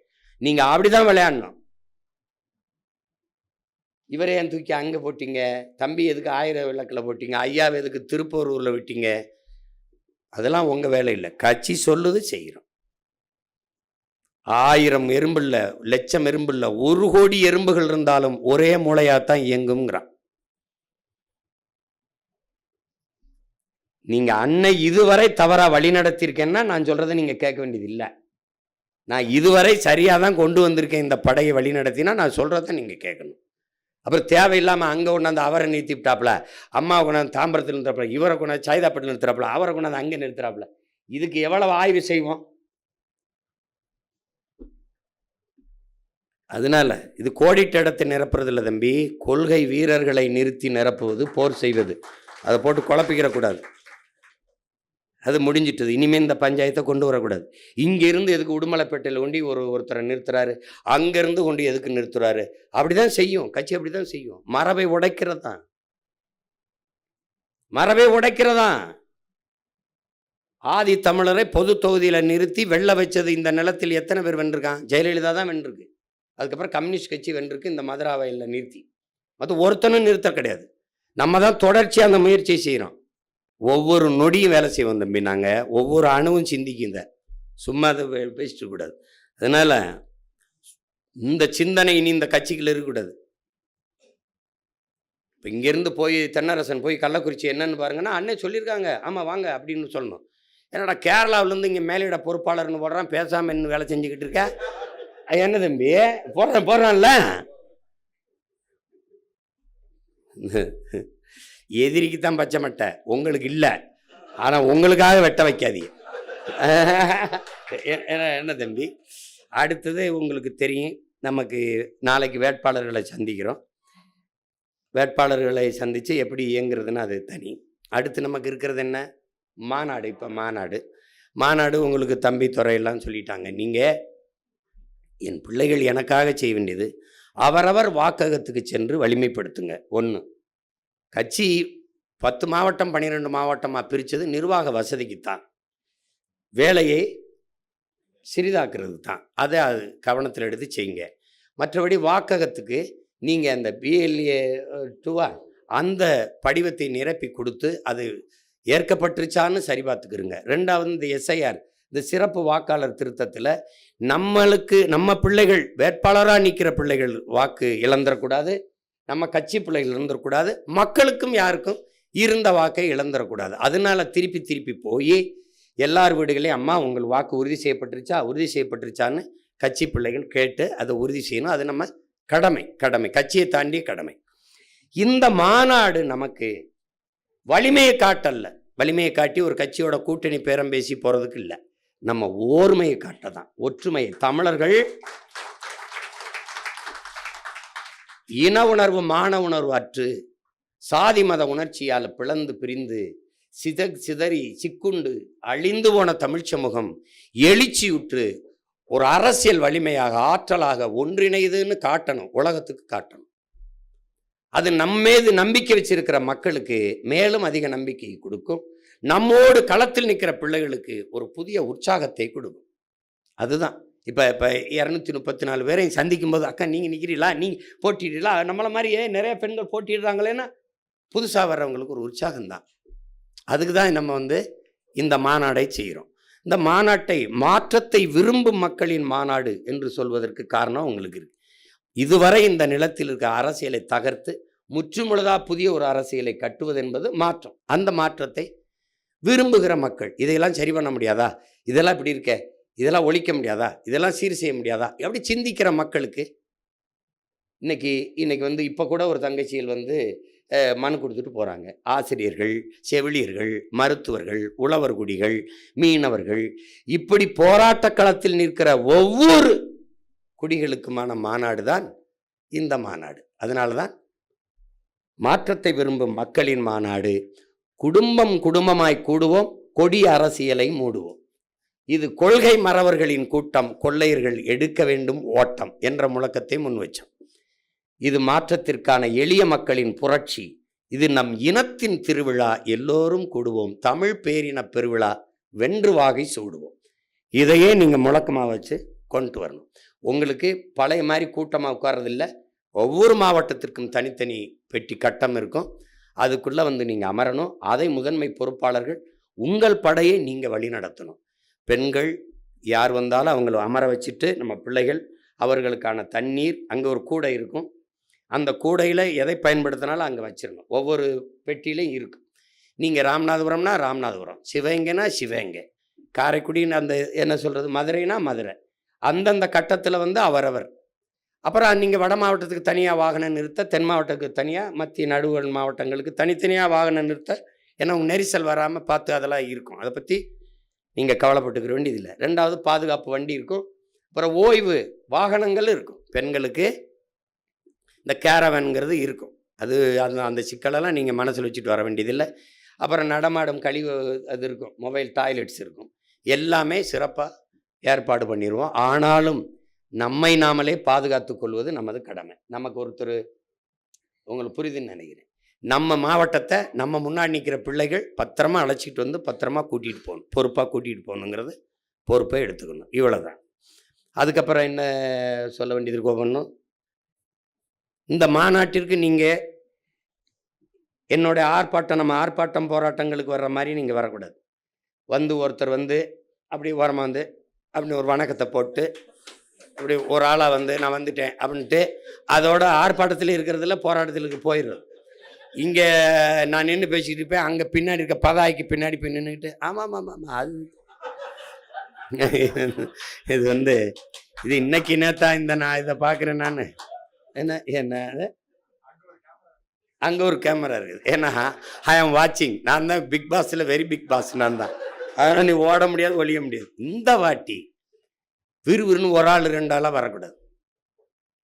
உன் வீட்டு திருமணத்திற்கு அல்லது உன் வீட்டு புதுமனைவு விழாவுக்கு எப்படி அழைப்புதல் வச்சு அழைப்பியோ, அதனால தான் திருவிழா என்று சொல்வதற்கு காரணம். ஒரு கோயில் விழா, நம்ம ஊரில் கிடா வெட்டுறோம், ஐயனாருக்கு திருவிழா, எங்கள் ஊரில் மாரியாத்தாவுக்கு முளைப்பார் போட்டால் பக்கத்து ஊர்களெலாம் போய் சொல்லிட்டு வருவோம் சொந்தக்காரங்களாம், எங்கள் ஊரில் திருவிழா இருக்குது வாங்க. என்ன தம்பி அப்படின்னா, வள்ளி திருமணம் நாடகம், கரகாட்டம் யார் ஆடுறா, அப்படியா வள்ளி திருமணம், சித்ராதேவி வர, அப்படியே வர பண்ண, இப்படிலாம் இருக்குது எங்கள் ஊரில். அப்போ இங்கே பாருங்க, அழைப்புதல் கொடுக்க போகும்போது ஜர்ரா எத்தனை உருப்படி, எத்தனை கிடா, 7 கிடா மாமா, 7 ஒரு எலும்பு கூட வராது ஒரு ஆளுக்கு. என்னடா 7 கிடாய் வெட்டிட்டு இதுக்கு எவ்வளோ தூரம் வந்து பத்திரிக்கை கொடுக்கணும்? 7 கிடாய்னா வர்றவனுக்கு ஒரு எலும்பு கூட கிடைக்காதான். இதில் கிடா கிடையாது, ஆனால் நீங்கள் வந்தாகணும். வரணும்னா இப்போ நான் கிடையாது, எங்கள் அம்மா வரணும், என் குடும்பமே வரணும், என் தம்பி வரணும், என் மாமா மச்சினை, என் சொந்த ஊரம். அப்போ அவனவன் தாய் கிராமத்தில் போய் பேசணும். சும்மா வாங்க திருச்சியில் ஒரு இது திருவிழா மாதிரி இருக்கும் வாங்க அப்படின்னு கூட்டிகிட்டு வரணும், ஒரு சுற்றுலா மாதிரி அழைச்சிட்டு வரணும். திரண்டு காட்ட வேண்டியது இருக்குது. ஏன்னா அடிபட்ட புலியும் அடிமைப்பட்ட இனமும் எழுச்சி வரும்போது எவனும் எதிர் நிற்க முடியாதுங்கிறாரு ஐயா இறையன்பு. நாம் அடிபட்ட புலி, அடிமைப்பட்ட இனம், எழுச்சி விட்டு காட்டணும். ஏன்னா நீங்கள் நல்லா வந்தீங்கன்னா இந்த ஒரு என்ன சொல்கிறது, ஒரு தன்மானமிக்க தமிழினம் மொத்தமும் மாண்டு போகவில்லை, மொத்தமும் வீழ்ந்து போகவில்லை என்பதை காட்டுவதற்கான ஒரு வரலாற்று வாய்ப்பாக இந்த மாநாட்டை என் உடன் பிறந்தார்கள் பயன்படுத்தி கொள்ளணும். ஒன்று, எல்லாரும் வந்துடணும். அது இன்னையிலிருந்தே போய் நீங்கள் இப்படி அலைபேசி வச்சு அலைங்க, ஒவ்வொருத்தரும் அழைச்சி உங்கள் தொடர்பில் இருக்க 10 பேருக்கு கடத்துங்க, செய்தியை கடத்தி வந்துடுங்க. அது ரொம்ப முக்கியம், மாநாடு ரொம்ப முக்கியம். அதுக்கப்புறம் வேட்பாளர்கள் யாரை கொடுத்தாலும் ஈடுபாட்டோடு வேலை செய்து வெல்ல வேண்டும் என்ற உறுதியை ஏற்றுக்கொள்ளுங்கள். அது அடுத்தது. அதுக்கப்புறம் என்ன செய்தி இருக்குது, வேற என்ன செய்தி, பியர் அது போட்டுருவீங்க, பியர்ல போட்டுருவீங்க, மாநாட்டுக்கு வந்துடுவீங்க. இப்போ இந்த வேட்பாளரை அறிவித்து பிப்ரவரி 21 அறிவிச்சிட்ட பிறகு நீங்கள் களத்துக்கு அந்தந்த வேட்பாளர்களை அழைத்து கொண்டு ஈடுபாட்டோடு போய் வேலை செய்யணும். வேலை செய்யும்போது நம்ம பிள்ளைகள் புத்தகங்கள், மரக்கண்டுகள், பூச்செடிகளை கொடுத்து, மூலிகை செடிகளை கொடுத்து வாக்கு சேகரிக்கிற முறையை தங்கச்சி ஜெனிஃபர், தம்பி இவெல்லாம் செய்கிறாங்க, திருமுருகன்லாம். மரக்கண்டுகள் வாங்க காசு இல்லை அப்படின்னா அதை கொடையாக பெறுங்கள். யாருமே வந்து மறுக்க மாட்டாங்க. அண்ணா எனக்கு ஒரு 10 ரோஜா செடி, கொஞ்சம் துளசி செடி ஒரு 10 வாங்கி கொடுங்கண்ணா. நான் ஒரு புத்தகம் ஏதாவது கொஞ்சம் பரிசாக கொடுங்கண்ணா அப்படிங்கன்னா அவங்கவுங்க வீடுகளில் இருக்கிற பழைய புத்தகங்களை கொடுப்பாங்க. அந்த புத்தகங்களில் நானே கைப்பட எழுதுனது இருக்குது. ஒவ்வொரு புத்தகமும் ஒரு விதைநெல், அடுத்த தலைமுறைக்காக சேமிப்போம், சுவாசிப்பது போல வாசிப்பது இருக்கட்டும், அறிவை தேடி ஓடுங்கள், நாளைய தலைமுறை, நாளைய வரலாறு உங்கள் நிழலை தேடி ஓடி, இப்படி எழுதுனது இருக்குது என் கைப்பட. அதை இப்போ மரக்கண்டுனா மரத்தின் அருமை.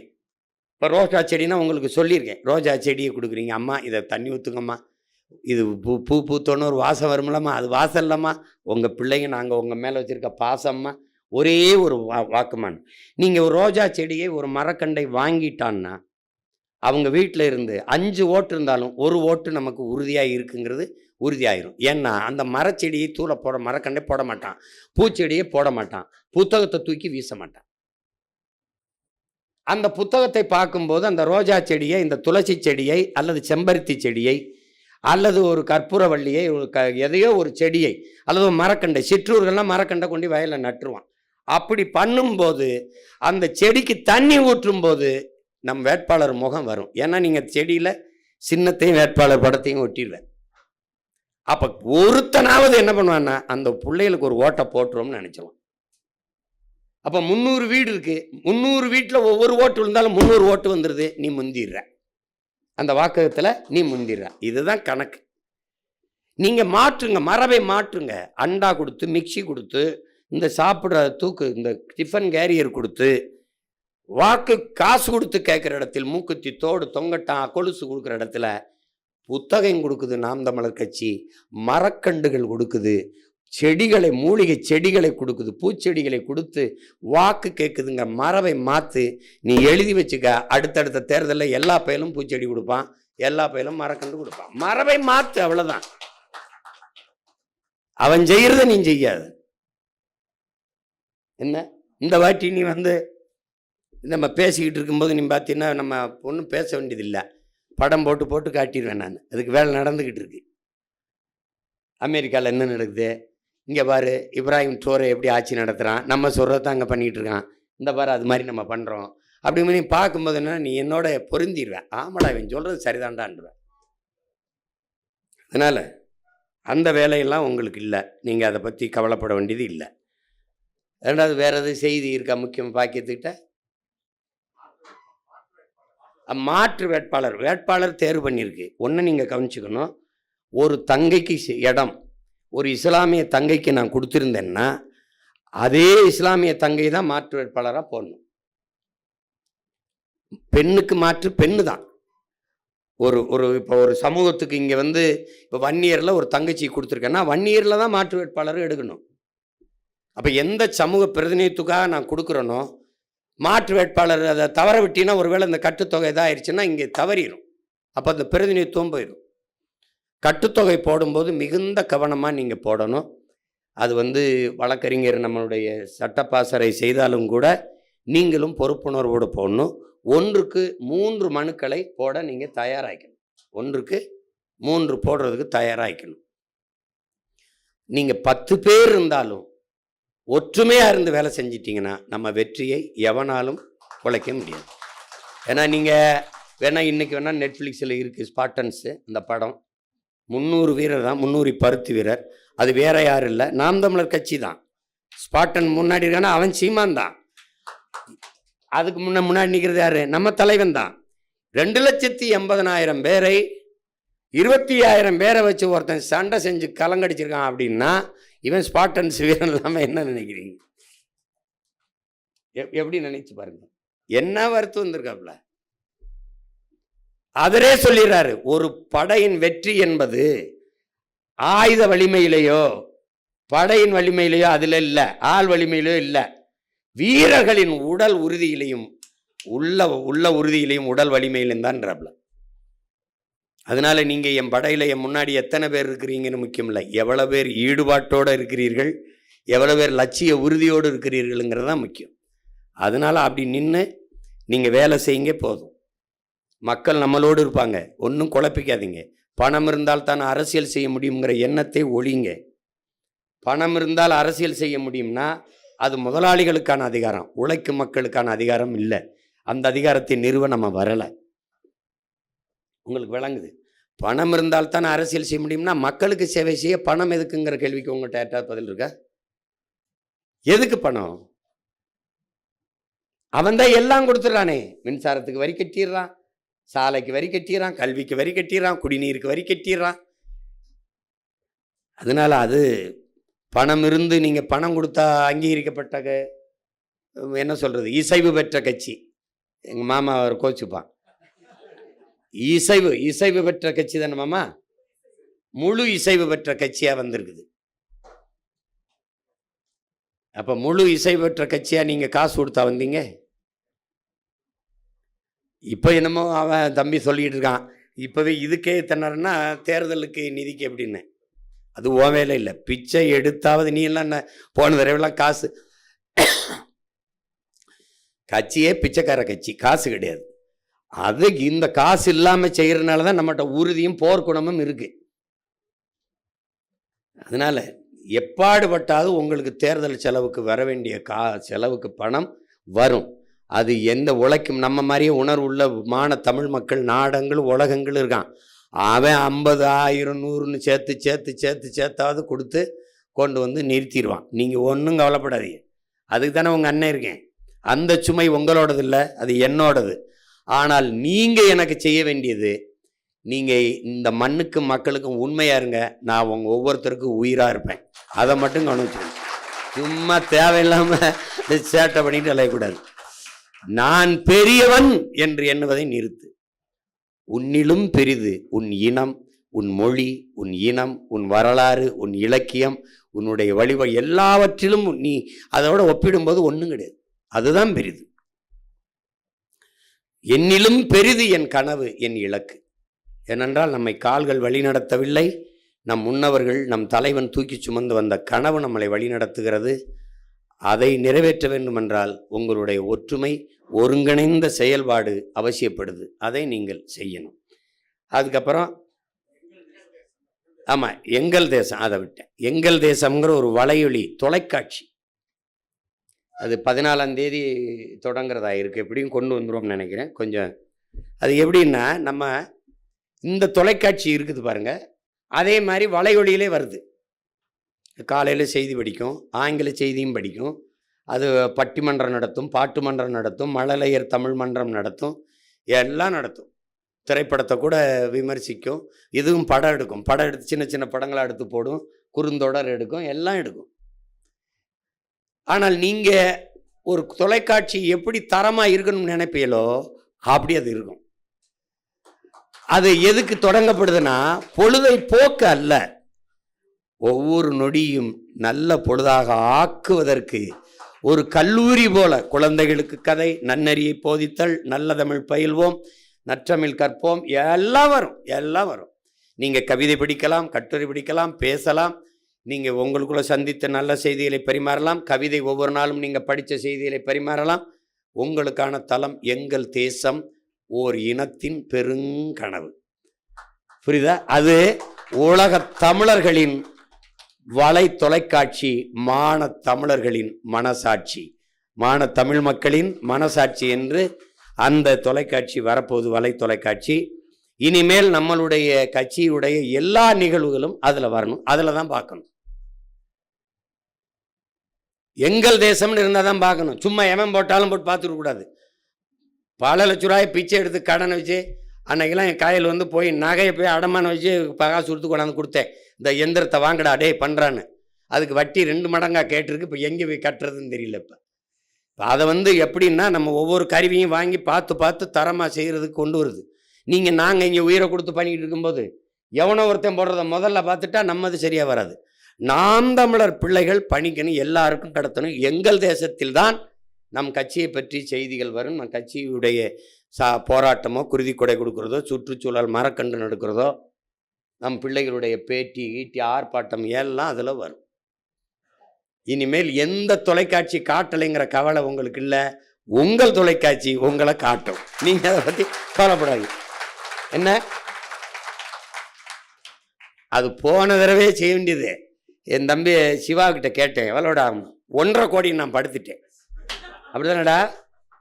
ஏன்னா 21, 24 தேர்தலுக்கே நம்ம கொண்டு வந்திருப்போம். அது அது முடியல, இப்போ எப்படியாவது நம்ம கொண்டு வந்துடுவோம். அதை நீங்கள்லாம் பின்பற்றினீங்கன்னா நம்ம தொலைக்காட்சி பெரிய அளவுக்கு வளர்ந்துடும். இது சாதாரண வலைவொலி எப்படி இதில் பார்க்குறதுங்கள, பெரிய தொலைக்காட்சியில் யூடியூப் தானே, வலைவொலியில் வந்துடுது.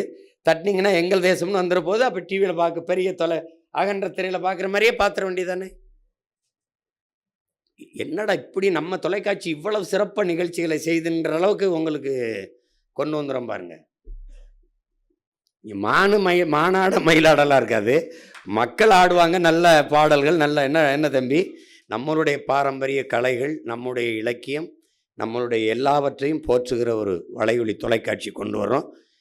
எங்கள் தேசம்ங்கிறத நீங்கள் எல்லாம் கவனத்தில் வச்சு எங்கள் தேசத்தை பார்க்கணும், எல்லாருக்கும் இது பண்ணுங்க. அதை இது 14ஆம் தேதி, ஆமாம் 14ஆம் தேதி கொண்டு வரணும்னு முயற்சிக்கிறோம். ஏன்னா இப்போ இந்த 21 நேரலையை, நம்ம மாநாட்டு நேரலையை நம்ம தொலைக்காட்சி, நம்ம எங்கள் தேசமே ஒளிபரப்பிடும். அதிலே நீங்கள் பார்த்துடலாம், உங்களுக்கு வந்துருச்சு. வேற எல்லாருமே நிறைய எல்லா கருத்துக்களையும் சொல்லிட்டீங்க. நீங்கள் பேரன்பு கொண்டு நேசித்து நம் பிள்ளைகளை வழி நடத்தி கொண்டு போங்க. புதிதாக வர்ற வேட்பாளர்கள் இருக்காங்க, முதன்முறையாக போட்டியிட வேட்பாளர்கள், அவர்களெல்லாம் ஊக்கப்படுத்தி தட்டி கொடுத்து கொண்டு போயிருங்க. இதெல்லாம் ஒவ்வொன்றையும் பார்த்து ரொம்ப யோசித்து, ஒரே மகளை பேணி வளர்த்து, செல்லமாக வளர்த்து கட்டி கொடுக்கும்போது ஒரு தகப்பன் எப்படி செய்வானோ அப்படி செய்யுது இந்த கட்சியை. நான் செஞ்சுக்கிட்டு இருக்கேன். ஒரு வேட்பாளரை நிறுத்தும்போது அவரை ஏன் நிறுத்தினா, இவரை ஏன் நிறுத்தினேன்னா, டேய் பெற்று வளர்த்த எனக்கு தெரியாதடா என் பிள்ளைக்கு என்ன நகையை போடணும், என்ன இது பண்ணணும்னு. அந்த மாதிரி தான். இப்போ அது மாதிரி நீங்கள் அந்த குழப்பத்துக்குள்ளே போகக்கூடாது, சிறப்பாக இருக்கணும். மறுபடி ஒரு இடத்துல அண்ணன் பேசும்போது ஒரு கருத்து இருக்குது. இப்போ உதாரணமாக ஒரு பாடலையோ பாடுறோம், ஒரு பாட்டு பாடுறோன்னு வச்சுக்கிறோங்க. இப்போ இப்படி இருக்கும் பாருங்க. இப்போ வந்து கோடி கோடியா அடித்த கூட்டம் கொளுத்து வாழுது, ஓடி ஓடி உழைச்ச கூட்டம் கூழுக்கு அழுகுது, குழந்த பாலுக்கும் அழுகுது. அதை நாங்கள் சொல்லிடுவோம். அப்போ அண்ணன் பாடி இருக்கும்போது முன்னாடி நிற்கிற என் வேட்பாளர், இந்த நிற்கிற என் பிள்ளைகளாம் குழந்த பாலுக்கும் அழுகுது, படிச்சு பட்டம் வாங்குன கூட்டம் வேலைக்கு அலையுது, நடிச்சு நம்ம ஏக்கிற கூட்டம் நாட்டையே ஆளுது, ரொம்ப நாளாளுது. இது யாரு செஞ்ச தப்பு, நம்ம தாத்தா வாட்டி தப்பு. இது யாரு செஞ்ச தப்பு, நம்ம ஆத்தா அப்பன் தப்பு. நம்ம மாமன் மச்சான் தப்பு, நம்ம அண்ணன் தம்பி தப்பு. இனி நடக்கலாமா அப்பு, அது ரொம்ப ரொம்ப தப்பு. அதுக்கு என்ன, உலகத்திலே உயர்ந்த குடி, உலகத்திலே உயர்ந்த குடி உழவர் குடி. அவன் இல்லைனா ஏது உனக்கு சோறு ஒரு விடி, உனக்கு உணவு ஒரு விடி. அதனால என்ன சொல்ற, செயலையும் மாத்து, விவசாயி சின்னத்துக்கு போடுங்க ஓட்ட, கொஞ்சம் மாத்துங்க நாட்ட, அப்புறம் பாருங்க நாட்ட அப்படின்னு சொல்றோம்ல.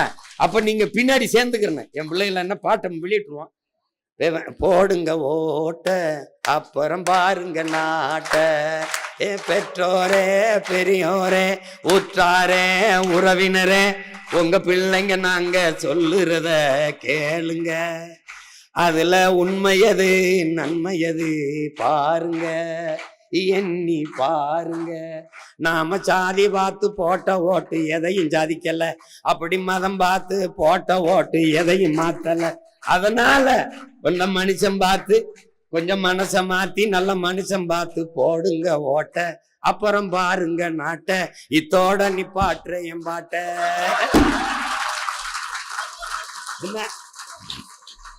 ஏன்னா நீங்க மார்க்ஸ் என்ன சொல்ற, கலை இலக்கிய வடிவம் மக்களிடத்துல புரட்சியை ஏற்படுத்த. இப்ப என்னடா நாடு இது, எவன் செஞ்ச கேடு இது, என்னடா நாடு இது, எவன் செஞ்ச கேடு இது.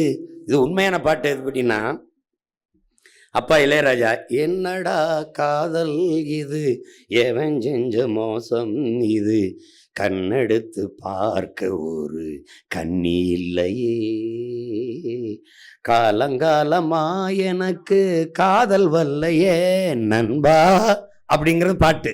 அத என்னடா நாடு இது, எவன் செஞ்ச கேடு இது, நல்ல தமிழ் பேச ஒரு நாக்கு இல்லையே, காலங்காலமா நமக்கு ரொம்ப தொல்லையே தமிழா, என்னடா நாடு இது, எவன் செஞ்ச கேடு இது, நல்ல தமிழ் பேச ஒரு நாக்கு இல்லையே. அப்படி நிறுத்தி, நாம் தமிழர் கட்சி அரசமைக்கும் போது எல்லா நாக்கும் நல்ல தமிழ் பேசும் அப்படின்னு என்ன என்ன தம்பி, அப்படி ரெண்டு பிட்டுகள், ரெண்டு பிட்டு அப்படி போடணும், போட்டாதான் அவன் எடுத்து பண்ணுவான்.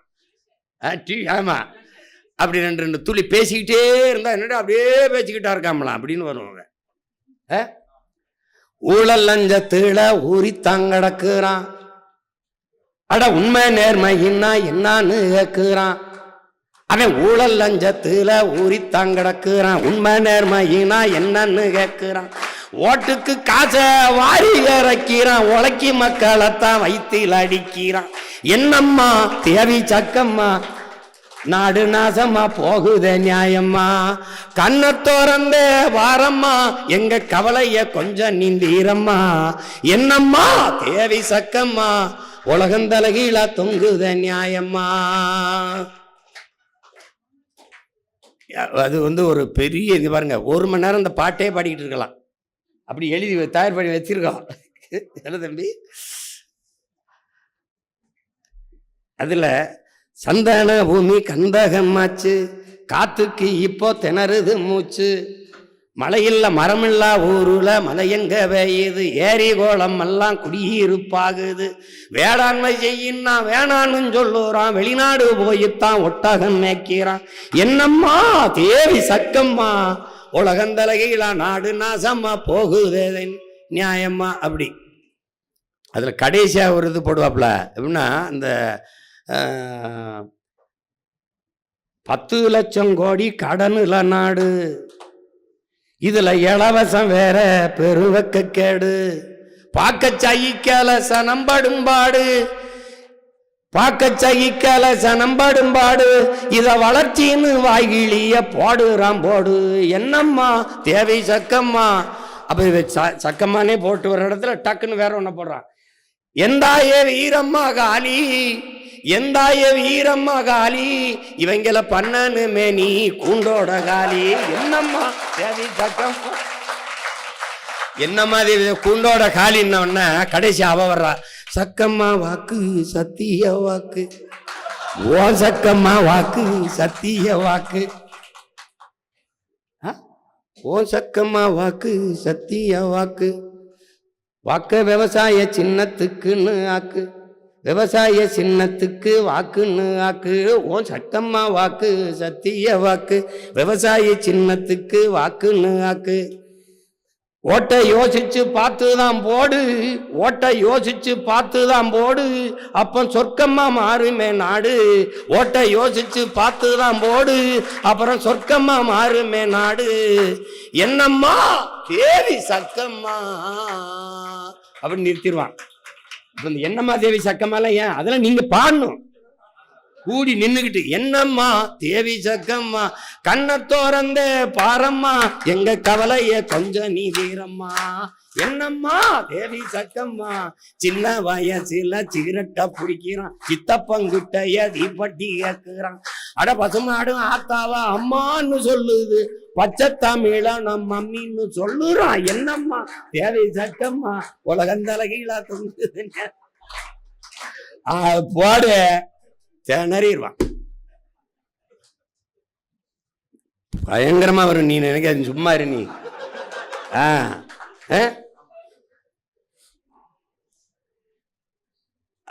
அது அன்னைக்கு அவ்வளோ நேரம் பேசினேன். அந்த ஒத்தருவாதாரனை போட்டவொன்னே அதையே போடுறான், வெட்டி வெட்டி போடுறான். கொலுசு முக்குத்தி தாரான் அடி கொலுசு முக்குத்தி தாரான் குடிக்க குவாட்டிருந்தாரான் அது சொல்றது. கூட கொஞ்சம் வாடி நம்ம ஓட்டு போட்டு வருவோம். இப்படி குடிக்க வச்சு தானே நல்ல குடிய கெடுத்த கூட்டம். கூறுகட்ட மாமா நான் கூட வர மாட்டேன். ஏன் மிக்சி கிரைண்டர் தாரான் அரைக்க மசாலா பொடியும் தாரான். ஏன் மிக்சி கிரைண்டர் தாரான் அடி மசாலா சாமானும் தாரான். மாம மகளை வாடி நம்ம ஓட்டு போட்டு வருவோம். ஓ மிக்சி கிரைண்டரு வேணாம், மசாலா சாமானு வேணாம், மனங்கட்ட மாமா நான் மாற்றி போட மாட்டேன். ஏன்னா அவன் அங்கேயே அடிச்சிடுறான் அப்படி. 1000 ரூபா தாரான் அடி அரிசி பருப்பு தாரான். அத்தை மகளை வாடி நம்ம ஓட்டு போட்டு வருவோம். 1000 ரூபாயும் வேணாம், அரிசியும் பருப்பும் வேணாம். ஓட்ட விவசாயிக்கு போட்டா இது எல்லாம் வரும் தானா. அவன் அடிச்சிடறான்.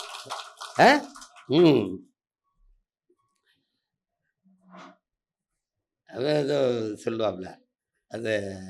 ஏ வேட்டி சேலையும் தாரான் அடி ஓசி பசுந்தாரான். வேட்டி சேலையும் தாரான் அடி ஓசி பசுந்தாரான்.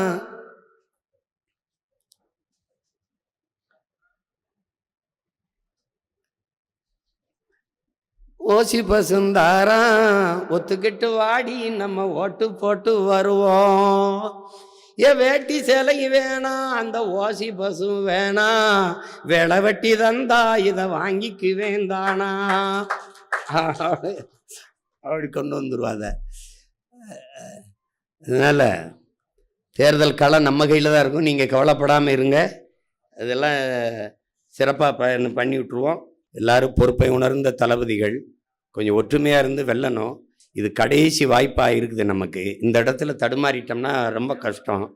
ஏன்னா தேசிய அரசியல் இதுவரை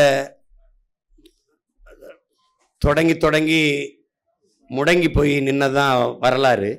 ஆனால் ஒரு எழுச்சி விட்டு ஒரு தேசிய அரசியல் இவ்வளோ தூரம் வந்தது நாம் தமிழர் கட்சி தான் முன்னெடுத்திருக்கு. அப்போ நம்ம முன்னோர்கள் விட்ட பிழையை நம்ம விட விரும்பலை. அதனால தான் கூட்டணி நம்ம சேரலை.